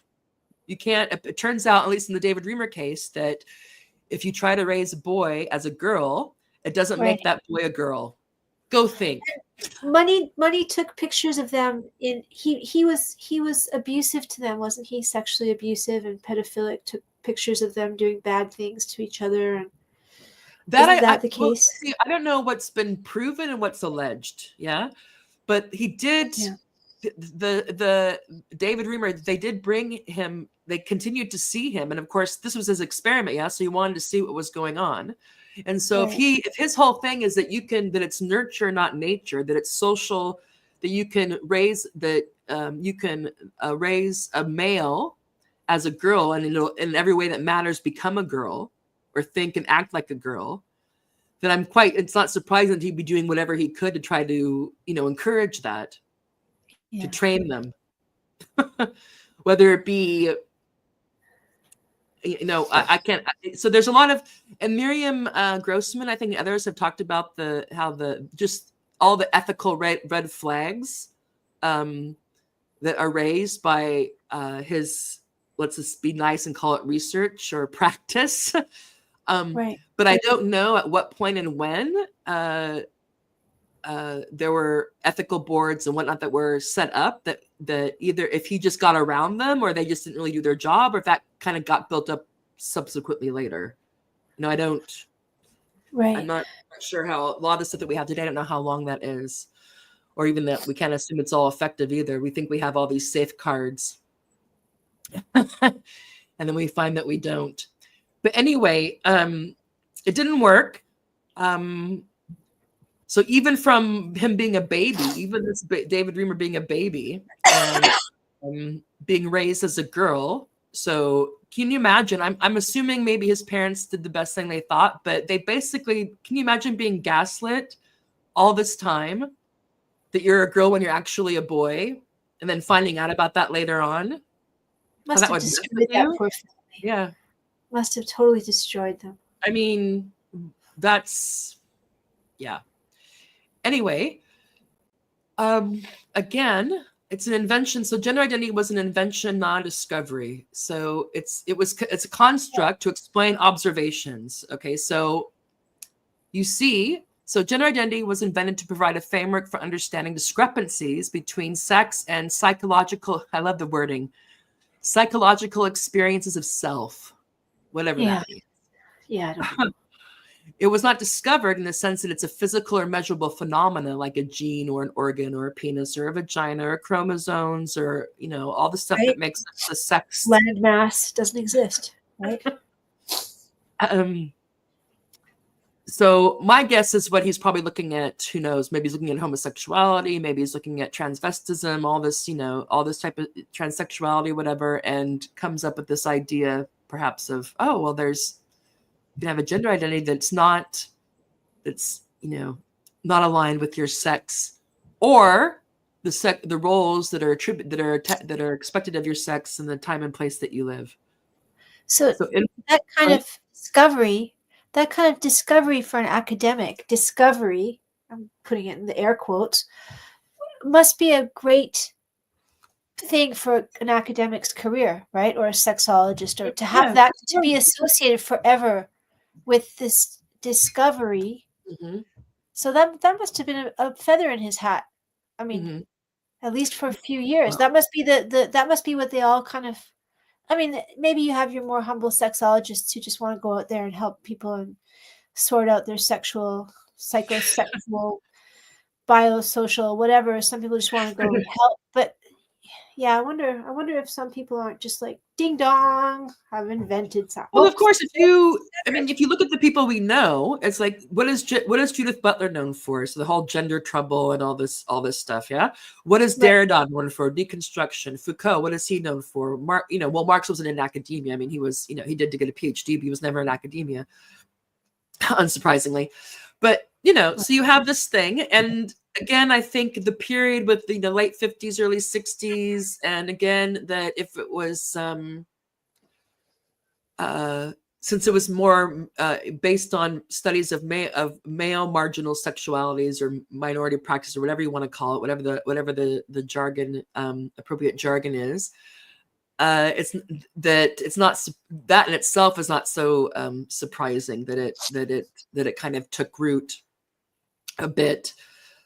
But what is interesting is, again, when you hear, oh, there's the scientific process and there's just this and that, and the people who now go back, who have the guts to go back, like Miriam Grossman and others, to actually look at the quote unquote studies he did, and you're like, you can drive, trucks through the holes in this. So it's not only that it wasn't ethical in terms of what he did to this boy and who, I don't know, the other kids that were involved in his care, but just this, what he drew from it is spurious. Yeah. So on this handful of cases, these really kind of, an unusual circumstances, you're going to extrapolate that there's this thing called gender identity that's Right. separate from sex. But the next generation of sexologists didn't notice the spuriousness and the gaps. They just kind of wallpapered on top of that, right? My guess is that you can put your finger up and know which way the wind's blowing. We've seen a lot of that because the people who subsequently have tried to come up and just basically not to say that, or to be like there's no biological basis for these claims or no physiological basis for these claims. What do they get called? They're transphobic, Right. they're they're not inclusive, it's not social justice medicine or biology or whatever it is. I'm not sure. Right. Let's see. George says Alex Byrne has a good paper on the origin of gender identity and how it changed from the original Stoller definition of awareness of one's sex, with money adding gender roles. Thank you, George. Alex Byrne. Because we are going to be going in more depth about the stakeholders in gender ideology and Inc. Okay, so let's see what else. So it's not an invention. It's not. It wasn't a discovery. Okay, so yes, the influence of cultural context and why this spread and why it's very much a creature of its moment. So yeah, the rise of gender identity with this money understanding that there's gender identity and then there's sex, and the two are not the same. And that you could raise a boy to be a girl and it would be fine. It would work out because their gender identity, because apparently the test is that what's stronger, someone's quote unquote gender identity or their sex. And it turns out, at least with David, that it was shockingly his sex. Yeah, it's a sad story. So, but there was interest in the social sciences, feminism, psychoanalysis, with the emphasis of environment and socialization and shaping human behavior. You have the 60s that were rolling around, and there was a lot of questioning of, the old, the quote, what we call now the sexual revolution. And then after that, you have gay rights and whatnot. And then after that, you have this kind of resurgent thing with all the stuff after the B and LGB, the TQIA, TS plus, etc. And again, all the industry that's around this, we see that it's going to become it's not surprising that it's taken off. Okay, and also the idea that the cultural milieu heavily influenced the framing of gender identity as distinct from biological sex. Yeah. So medical and diagnostic utility. Initially, gender identity was used in clinical contexts. So to diagnose and treat individuals experiencing, here's another thing, distress or incongruence related to their biological sex. It's fantastic language. Yeah. So men who are distressed, because again, I think almost all these studies were, like Barbara said, were based on minority male sexualities. And by minority male, I'm not talking about like, Latino men or whatever, but just the sexualities that are marginal. As far as I know, most men aren't cross-dressers. Most men don't get turned on by the idea of themselves as women. Most men, who are gay are fine with that. They settle into being gay men, not men with the woman gender identity. So this is what I mean by, in terms of, I'm just making a quantitative statement now. Yeah. Right. The normative is also important, but comes later. So incongruence related to their biological sex, which again, it's again, there's this slippery, so there's always this conflation. I have to keep on reminding myself that these aren't, that all this stuff is based on observation and basically self-reporting. Right. Yeah. Or Right. maybe he also went to, like, I don't know, who knows where he went. Maybe he was like Foucault, was going all around places. I don't know. So Right. observation, whether participant observation, so participating in observing, or just observing, and then self-reporting. Right. That's what this is based on, Right. as far as I'm aware. And then so then, yeah, incongruence related to their biological sex. All right. Activism and political use. So over time, the term moved beyond clinical settings. And I think this is also where some of the sexologists are having a hard time making the transition, because even though this has been a boon for sexology and sexologists, they're not used to having public scrutiny, or what do you want to No. call it, citizen scrutiny, or people who aren't. So when you're just in if you're just in your clinic and you're Right. writing your papers, or maybe giving a class, and you're counseling these individuals that are experiencing distress because of their incongruent, they feel Right. they want to be a woman when they're a man, or Yeah. whatever. For them. And then all of a sudden, this explodes, and also the pushback starts, and Right. people start looking into what the heck, how did we get here? Right. And then you start seeing the role the sexology and sexologists played, even from coining the term, how the founding father of gender identity is currently the cornerstone, it seems, of at least a big part of it. And so then people, they start getting like, look what you did, And now, because when you look at Gen Spect, and people are looking at this and all these things that are going on, whether or not they're totally on board the gender identity train, or they just want to be more kind of middle of the road, they're the reasonable, rational, Right. let's talk about it, let's not, let's slow down. There's the sexologists have a role to play in all of that. And so I think it's interesting that now they're kind of having, it's that if your work, either if you also, if you, in addition to your clinical research, and either if you're just dealing with the people who are actually dealing with people, or the people who are just, your sexology thing, you're not registered, you're just like studying sex, Right. maybe you're going around to various clubs or whatever and interviewing people, and then you're going to write your report about your, ethnographic research, whatever. Then if it becomes picked up either by your intent, or just becomes used to the promotion of all the stuff that we see now, then people are going to start looking at it more closely, like what's happening here. Right. And we have that with what's going on between Michael Bailey and some other people online, because Michael Bailey is a sexologist, and now he wants to look at the onset of autogynephilia.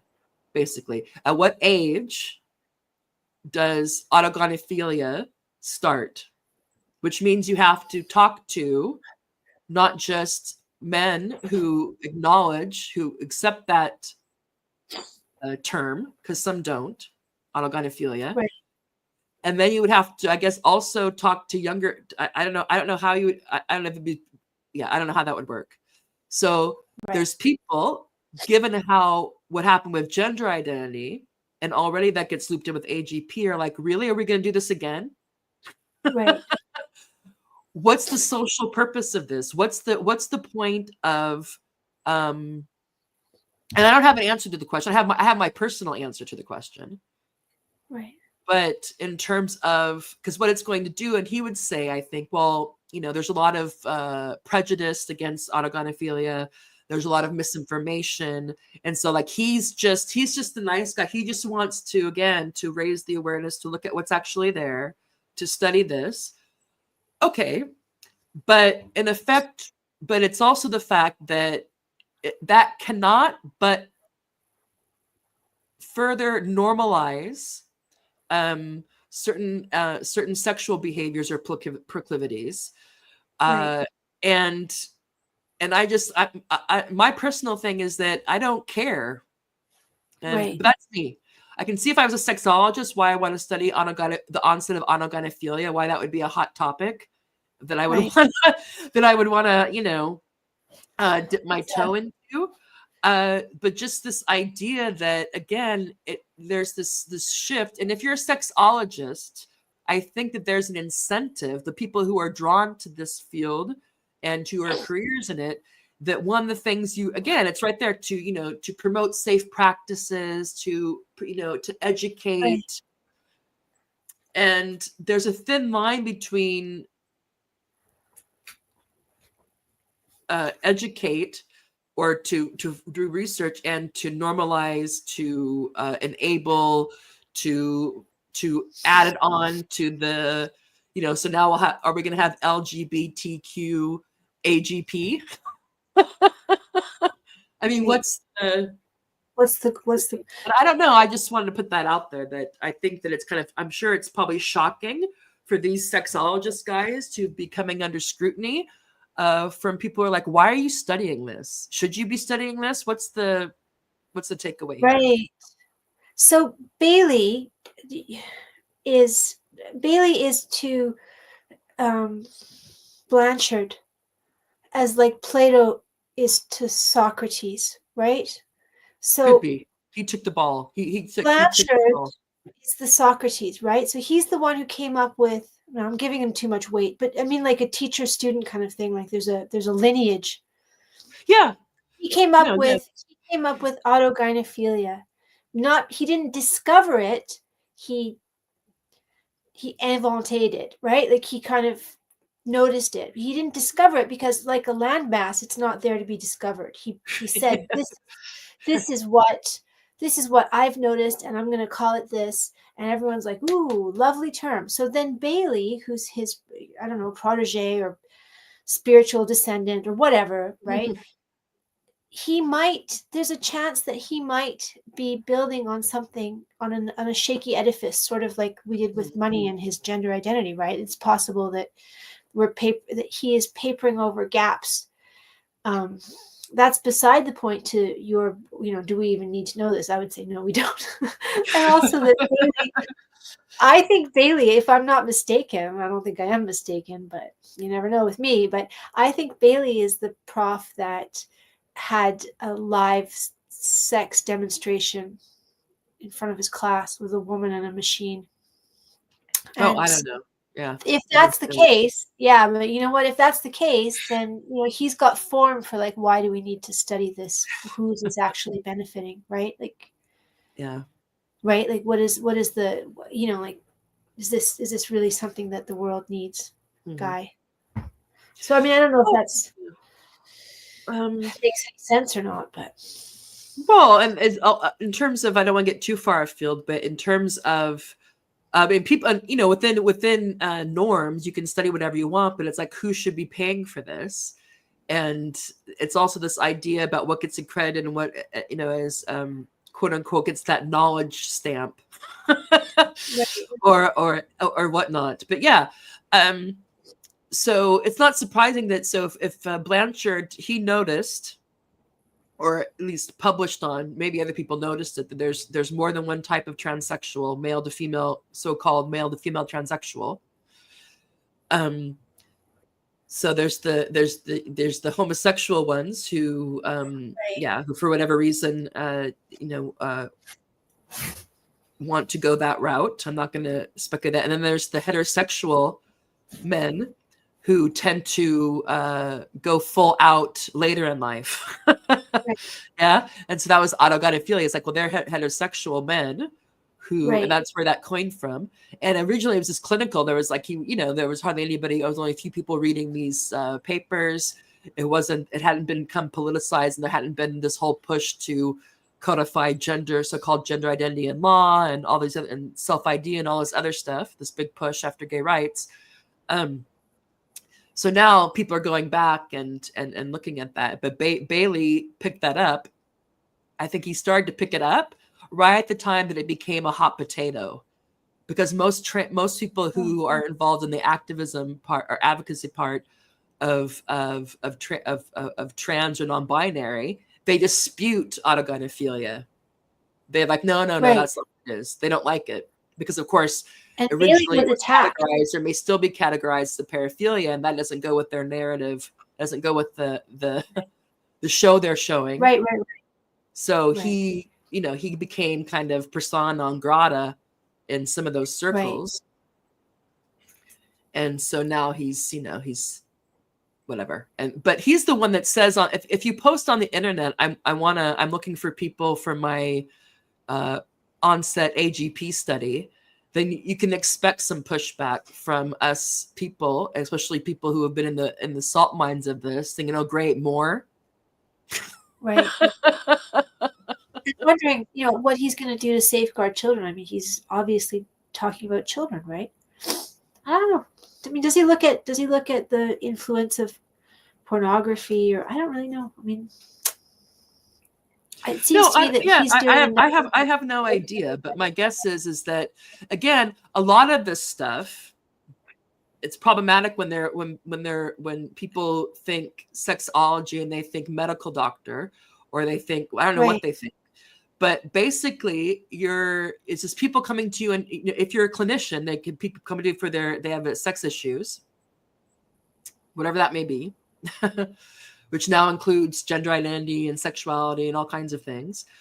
Or you're just writing, you're a non-clinical sexologist. So maybe maybe you teach sexology at a university.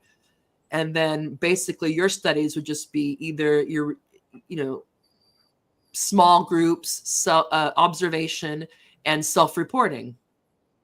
Right. And I'm not saying that's a problem, but it gets used as if it gets presented as if it's something more than that. For sure. Totally. So if most of your information about people you call autogonophilias, men with autogonophilia, comes from those men, you have a problem, because how can you triangulate, really? Yeah. It's just what they say. Right. Now, if you're just curious about it and you're just like interested in what these guys have to think and say about what's going on, that's one thing. But when we're in a place now where you have this gender war, and this idea that men can identify as women, that has to be acknowledged, or all the stuff that goes on with that, then it becomes more of a problem. Yeah. So where's this going to end up? So now we're going to have this other condition that's going to be depoliticized. It's going to be normalized. It's going to be sanitized as another sexuality or another gender identity that needs to be, that shouldn't be stigmatized, that shouldn't be limited to a particular time and place or whatever, that these people should be able to express, should be able to live this out, kinds of things. And that's not all on them, but I can see why people are being more critical of them, and I can see why it's a shock to them. Yeah.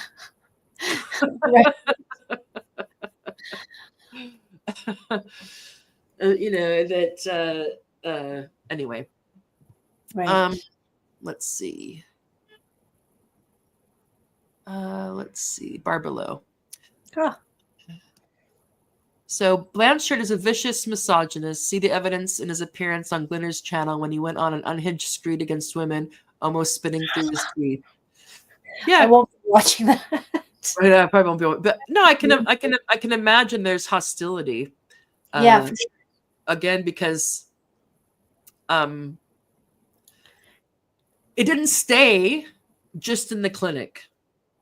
Yeah, it didn't stay in this small group of mostly men.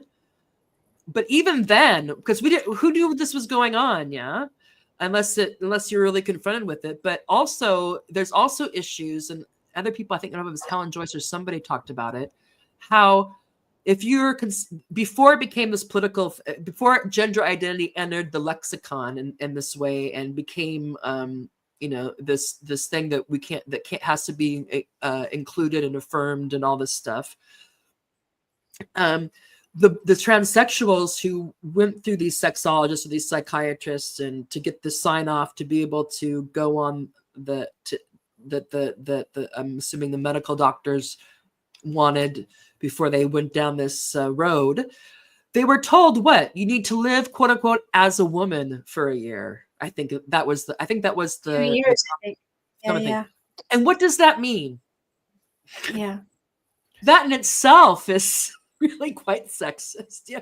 Or I don't even It's know if so that's the word for it. It's weird.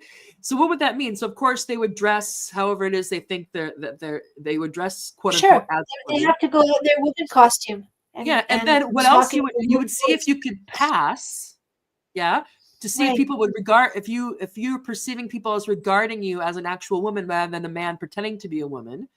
right. And then I'm sure you would also what go into the bathroom, go here, go there. Yeah, yeah, for It's a sure. small group of guys. Yeah. So even on the face of it, and they don't understand that they still, I think people like Blanchard, people don't understand that there are those of us who question the very premise of all of this. Yeah. Yeah. Well, It's not just gender identity, it's also transsexuals or transgenderism.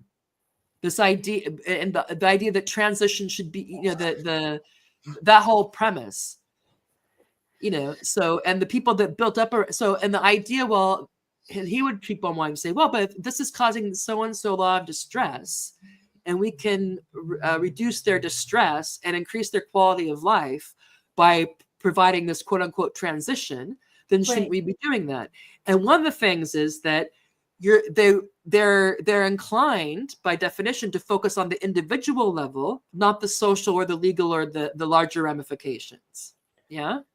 Well, they had a job and they did So, it, so it right? doesn't just affect the guy who gets to, it's just when it becomes about, well, how the expectation that's put on others, and also the I think the premise this establishes, and as also, but we have this was I don't this isn't didn't start with transsexualism. The idea that anything that reduces distress by definition is a good thing to do. That's Yeah. also fantastic for capitalism. Oh, yeah, for sure. Totally. I'm distressed. If this reduces my distress, then I should do it. And if you're blocking me from doing something that reduces my distress and increases my quality of life, then aren't you a bitch? or worse. But And to when you lay challenge it all out, unless you're just helping, you just wanted to understand and help this group of guys. Don't come when you at me, spill man. it out, I feel even more strongly about his outrageous misogyny when you spell it all out like that. Because yeah, living as a woman for 2 years meant that these guys had to go into the women's toilets and what is Barbara saying? Who gave consent, right? So right from the Yeah. beginning, he never considered the position he was going to put women in. And now that he's retired and he's just had all this attention for his life's work that he wasn't expecting, what he's going to disavow it or negate it? He's not going to do that. Poor guy. I wouldn't want to do that either. I mean, that would be a Well, and if crummy I put position to myself in be in. his mindset, verstehen, I mean, I'm not saying he's that it's just, if your work, whatever role you provide, you were part of the creation of whatever you want to call it, transgender care or transsexual or whatever, this solidification of this as a condition that in order to as a condition that whatever they want to call it, a medical or I guess it'd be psychological or mental illness or whatever, that Right. it was, I think at that time it wasn't meant, they were still operating as it being that hadn't changed yet, and to the degree that it has, I'm not sure what the wording is in the current DSM or whatever they're going by. So you're studying this, there's this group of people, you're trying to understand it, and you're like, okay, this goes up. But just from the mindset, so he was, he's a dude working with dudes who want to do this. It's interesting. And you can tell yourself, and I'm sure they would also say that there were people obviously that wanted this. So, but yeah, I just, it's quite, the whole thing, again, nobody knew, or well, some people knew, but it's not like it ever would have occurred to me at some point, like, oh, I wonder what's going on with the, transsexual stuff. It just didn't, Right. if I had known, maybe I would have gone into this, then I could have, had a great career, but I would not like, Yeah, right. hopefully critical. It's like, oh, what's going on there? I'm going to pay attention to what's going on over here. But anyway, yeah. So this whole thing that, this whole process, and they used, and they would say that, well, a lot of the safeguards, I'm sure they would use this language, a lot of the things that the safeguards and the gatekeeping that used to go in before we would sign off on quote unquote transition, both the terms of the pharmaceuticals and the surgeries. First, it's the social part, yeah. Right. So first, you have to quote unquote live as a woman, right, as if that's a thing that can right. man can do. I mean, yeah, you can play right. at it, but yeah, go harass women. Yeah, we'll see how it works. Right. Anyway, let's see.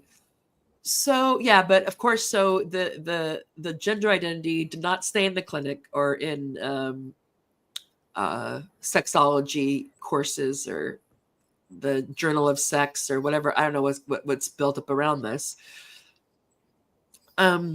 Sexual health. Over time, the term moved beyond clinical settings and became central to LGBTQ plus activism, especially for quote unquote transgender or non-binary individuals. It is now used as an umbrella concept to affirm and legitimize here, I love this language, diverse experiences of gender. Though the broad usage departs significantly from its original and clinical roots. Yeah. How many diverse experiences of gender have you had?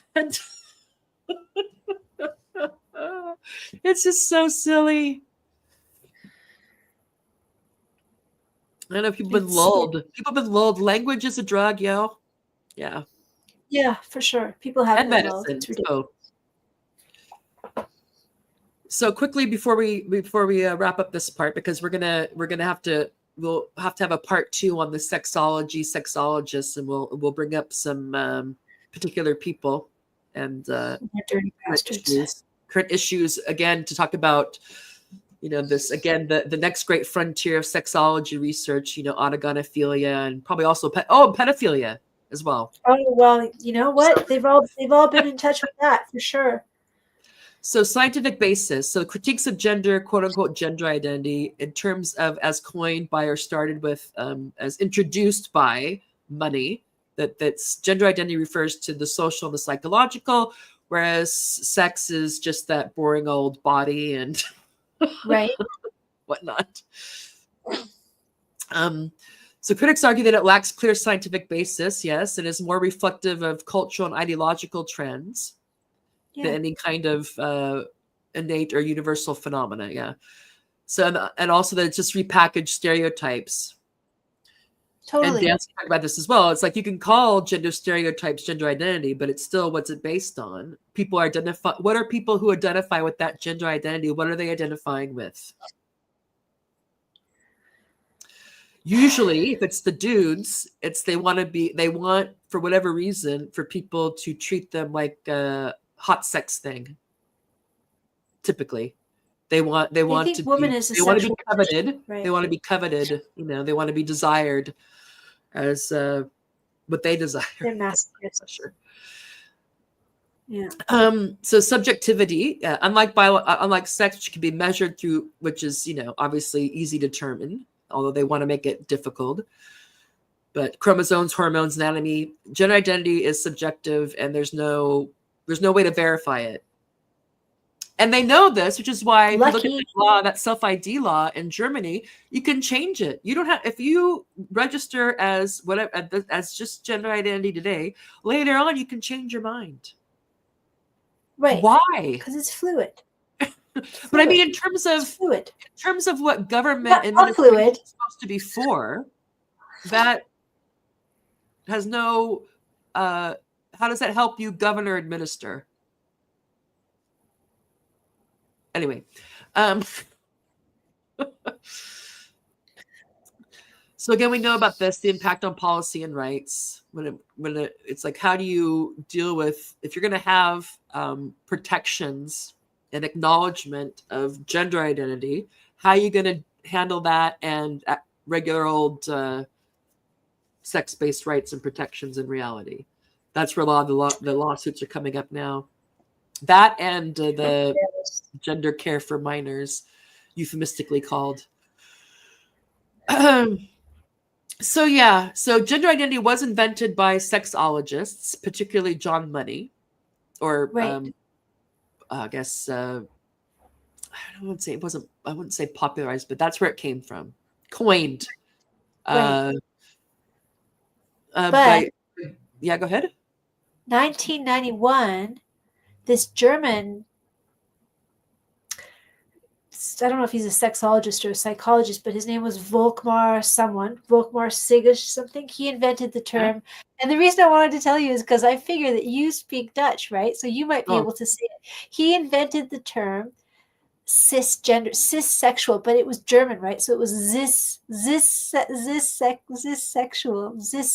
I thought, oh, it'd be fun. Yeah, we'll get to that. Say it again. Say it again. We'll get to the fantastic. We'll the next time at the end of our next show, Tanya and I, who are not sexologists, we're going to render a verdict on the on how excited we are about sexology being a degree you can pursue in higher we'll see. We'll see. Just our citizen. We'll have a citizens court. It's going to be it's going to be the turf court. Yeah, for sure. Turf court, and we're going to render judgment on sexology and sexologists. I can't wait for that. But in the meantime, I want to hear a German person say that word. My husband can speak German. Maybe he's German and there's similarities, but the pronunciation between German and Dutch is actually somewhat different. Dutch is harsher. Is that right? No idea. Anyway, I can't even say this sexual in my head. I can't even. Yeah, it's so funny. This. Yeah. Anyway, someone do me a favor. Okay, so I'm gonna try to quickly. Yeah, because it's almost 10 there, isn't it? Yes, ready for my bedtime. Okay. So chicken. Yeah.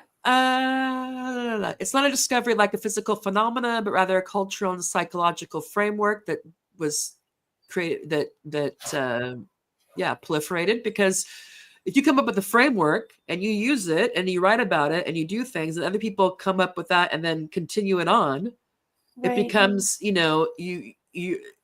so obviously a filter, a framework, whatever. So whether it's a useful construct or a flawed invention remains at the heart of contemporary debates about sex, gender, and identity. Two of these things is not like the other. I have to make a song like that. Sex, gender, identity. Two of these things aren't like the other. Go ask your mother. You're not your brother. No. It's very cute. I'll have to get that to to Karen. Karen, she's the one that can sing. Yeah, she's the musician. Karen Davis. Yeah, she's a great singer. I love her songs. Yeah, she's like, like you should do something on that. Maybe she already has. So the concept of gender identity, particularly as it was originally formulated, was largely based on the behaviors and cases of relatively small group of individuals, almost all of them male. Barbara, that's true. You are correct. The narrow and in clinical or experimental settings. This narrow focus has significant implications for how gender identity, in quotes, has been generalized to apply to all of us. Remember when that court case, when Kara Dansky took issue of the statement that we all have gender identities? Like, what? Right? Yeah. And if you want, I did have, but I don't know, my ordering got messed up. I did have a section on about the male bias of this gender identity stuff. Should I put this in at the end and then we round up, or do you want to say good night? It's for like 5 minutes. Yeah, don't worry about it. I'm fine. Okay. I'm good. So I forgot because I was Just, thinking when I'm not a when Barbara mentioned that, I thought I had something on that, but I had it in a weird order. I need an assistant. Okay. Yeah, you do. Not me. It's my head down, looking over here. No. That wasn't Totally that useless. wasn't geared Sorry. towards you. Okay. So the foundational cases, It's useless. the foundational cases, as few as they were, that supports all this gender identity stuff. You know, if the pyramid would be like that, you would think that if you start having all these making all these changes, these institutional changes, and also you start doing this medical stuff, especially to kids, you would think that the information base would be like a pyramid, but actually it's like this. It's an inverted pyramid. Yeah. Down pyramid. That's terrible. Yeah. So merged from the studies of males, often those experiencing, I get this word experience. Have we always used this word all the time? Paraphilic conditions. So paraphilia, so autogynephilia, transvestism, or those undergoing experimental medical treatments for gender incongruence. And if that doesn't sound like conversion therapy, I don't know what does. Right. No, we're not converting gay people. We're treating gender incongruence.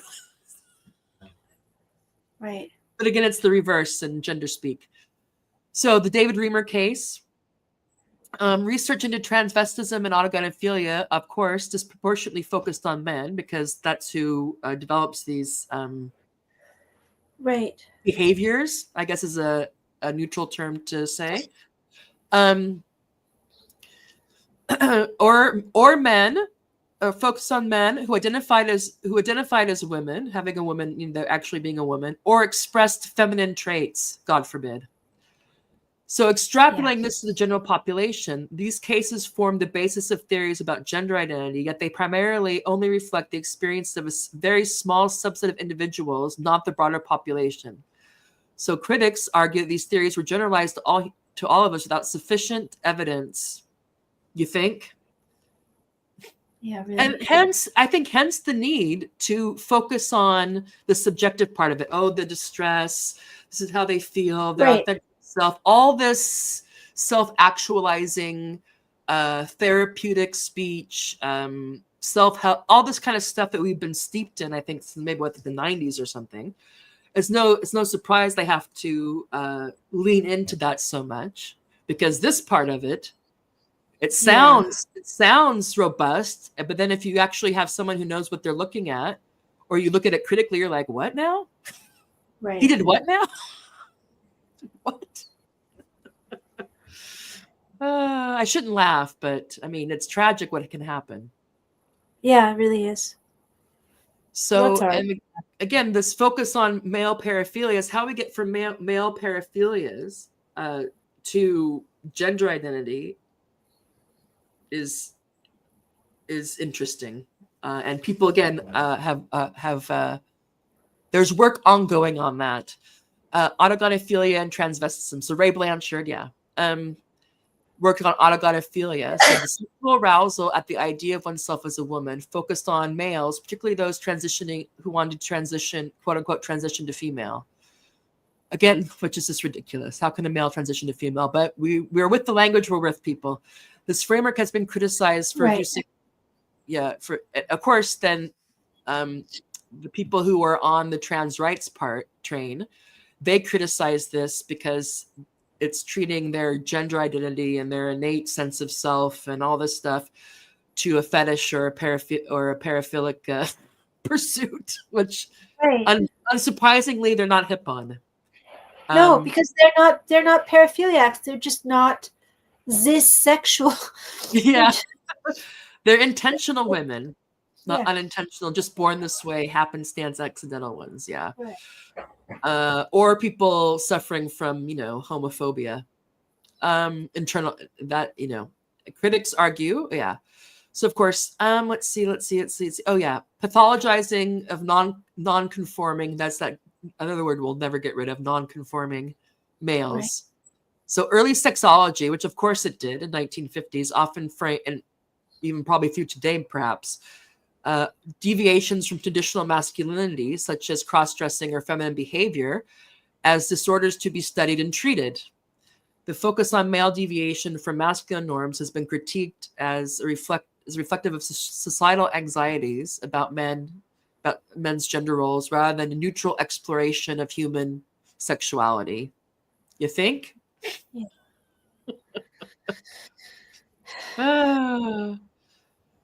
I mean, once you get into this, it's so weird because the people who promote it the most oftentimes are LGBTQ blah, blah, blah organizations. And then you look at this, you're like, how is this not based on very regimented ideas of men and women? Right. It's just, it's a new money flow. like, It's oh, a maybe, new maybe money not gay, maybe you're, you're whatever, or the idea that if the idea of you being a woman gets you off, that makes you some sort of woman. What? Right. Well, you know, But like what we mean, it can't be mean. It reduces their distress and increases their quality of life, apparently. Keep on telling yourself that. I heard years ago when WDI USA started, I heard one of the women who started it in the States was a lawyer, and she said on a podcast, she said, men love gender. And so then I didn't understand what that meant. I asked a bunch of people that I didn't know. I read Sheila Jeffries, and anyways, back to the LGBTQ yada yada orgs picking it up. Yeah, men love gender. You know, even if it's not, even if there's this sexual, they still love gender. Which, you know, I think that there's a lot of scholarship, like Sheila Jeffries can talk about all of that and what it really means, because it doesn't exactly, like when you hear it, you don't think, oh yes, they do love gender. Yes, that makes perfect sense. It doesn't really make sense unless you ask someone who's done all that studying. All that organizing of the information. Janice Raymond knew. Yeah, she sure did. And so I think it's Miriam Grossman. Isn't she the lady she's the psychiatrist who's been trying to speak out against this? She's very calming. Anyway, but you know, courageous. Anyway, I remember, I think it was her that was talking about it, but it might have been somebody else talking about how little quote unquote data there is. And this comes from from very few cases and marginal cases, extreme cases, this whole thing started to be spun. So, and that's a no-no. Right. And if you actually care about science and the scientific method, that's a no-no. Yeah. So extrapolation from anomalies, theoretical constructs, notions like gender identity often emerge from studying atypical or extreme cases, of course. And then this experiment by, what he did to that Danny kid or oversaw being done, encouraged what he encouraged the parents to do. So while these cases provide insight into they do not represent experiences of any sizable minority, let alone the majority of people, So, for instance, the distress males with gender dysphoria, so-called, was used to construct a universal concept of gender identity, despite the lack of evidence that most people experience gender in such a way or understand it to be in that way. Yeah. Ignoring cultural context, of course, we can, again, to take this out of the historical context, the cultural context, and out of the political economy to make it just this, it's just that there's always been this, but for whatever reason it was too oppressed, or there was too much heteronormativity or patriarchy or whatever it is. And now and the reason why we have this explosion of all this, this flowering of gender is because these constraints have been weakened. Yeah. Okay. How that means that a man can be a woman and a woman can be a man. No one's really told us that, but that's fine. Yes. So again, with the male centricity of these so-called of the data, we've talked about that. Yeah. Yeah. Okay. So I have more, but we'll have to table it there. We'll get more in on the next time. We'll zero in on a particular group of sexologists who have been after John Money, who've been who are stakeholders in gender industry as it is today going forward. We may also probably talk about when sexuality became an identity, because this is a new phenomenon as well. Treating sexuality as an identity is a new quite a modern thing. Right. I think it's also interesting to get into that. And I think the proto-sexologists, even in the 19th century, began thinking about it in that way, as not just a one type of behaviors, but as something crucial and constitutive self.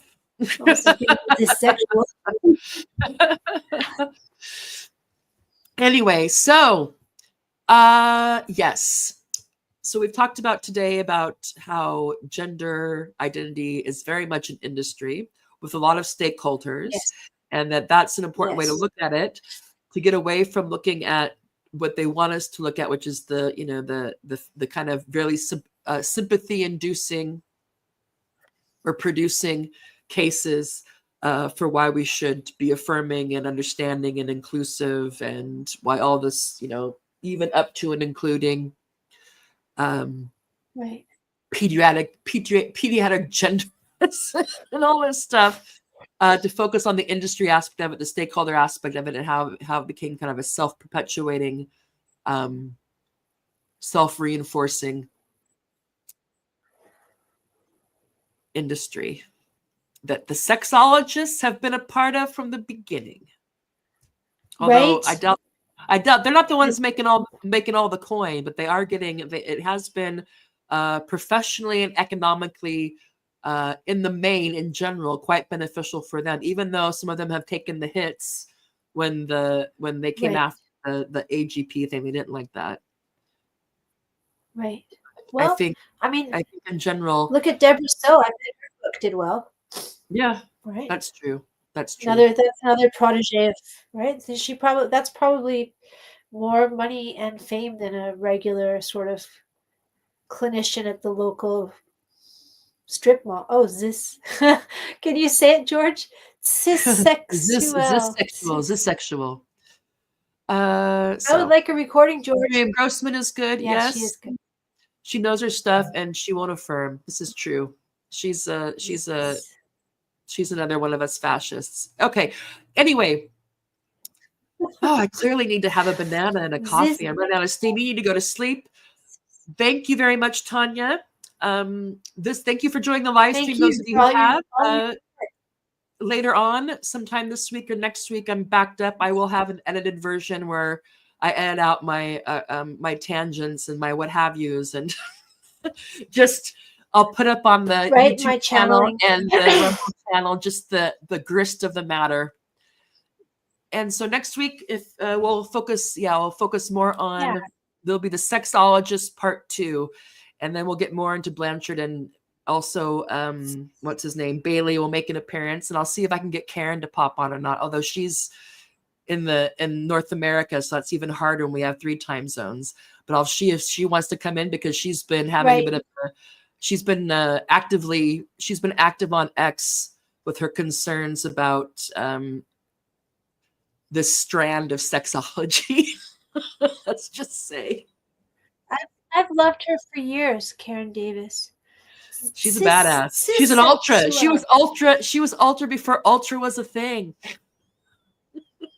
Yeah. She totally came out as an ultra. Came out from the womb as an ultra. Cis. It's gonna bother me all night. I'm gonna need a recording. Cissexual. Mm-hmm. Oh, let's see. George, no one here can say it. Come on. Google Translate. Well, I'll ask my husband to say it, and then I'll record it, and then I'll say it. Google Translate will have a pronunciation. Okay, yeah. All right. So, anyway, thank you, George. very much. Please do like. Please, goodbye. Yeah. Sorry. Please do like, subscribe, all that stuff. Tanya, thank you very much. It's 10 o'clock there. Go to sleep, lady. You're my champion. Don't tell anybody you're my favorite T of TNT. Okay. Bye, Tanya. Thanks Thank for all you. your scholarship. Good night. Oh my God. Good night, everyone. Thank you. I hope it was something out of it. All right. So this was our first in the series of gender identity industry and its stakeholders, going about talking about focusing why it's important to focus this on an industry and what that means for how we look at it and critique it and oppose it in the ways it needs to be. Got towards the end, brief introduction of sexology and sexologists. Next week, we'll focus more on a particular sexologist, including what's his name? Andrew Bailey, and focusing on the new great frontier in sexology scholarship, onset of onogonophilia and pedophilia and various other things, and to be what we can learn from how the whole gender identity train came out, to not be on our back feet when this this episode comes down the pike, regardless of how well-intentioned or noble they may think they are. Just here to educate, raise awareness, increase understanding. Since it affects us, we can also weigh in on it. Thank you very much. Please do like and subscribe. And an edited version of this will be up in a week or so without the meanderings. Thank you, everybody. See you next time.